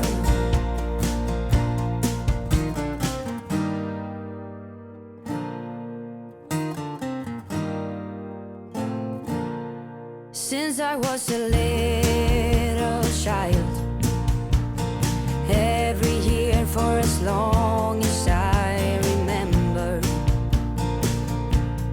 all the leaves were running wild, going all the way until November. Turn the world around us into gold. When the autumn leaves are playing chase it, puts a smile up on my face. They leave their branches one by one and whirl around there just for fun. Some are faster, some are slow, and some are high and some are low. Dancing through the last days of September. I wonder where they're going, the flight of swallows sailing through the sky. There's no way of knowing, but maybe someplace far from you and I. When the autumn leaves are playing chase it. I want to give a huge thank you to the following Crafty Beach Bum members. Thank you to Karen O'Haron, Coastal Couple, Pamela Bergeron, I Am Mojo Jojo, Melinda Elizabeth, Jamie Job, Susan Edmonds, Sandra Ray, Carrie R., Tracy Knight, Verna Noctigal, Nancy Warner, Julie Miller, Jan Zalata, Tammy Coates, Janae Farrington, Pamelia Wren, Butterfly Mama, Maria Grace, Donna Schreiner, and Tina Kane. Thank you so much for supporting my channel. Every little bit helps. And if you would like to join, all you have to do is hit the join button on my YouTube channel. It's $4.99 a month, and you're going to get early ad-free access to my videos, and I would really appreciate it. Okay guys, if you would like to watch more Crafty Beach, YouTube thinks that you might enjoy this video right here. Happy crafting!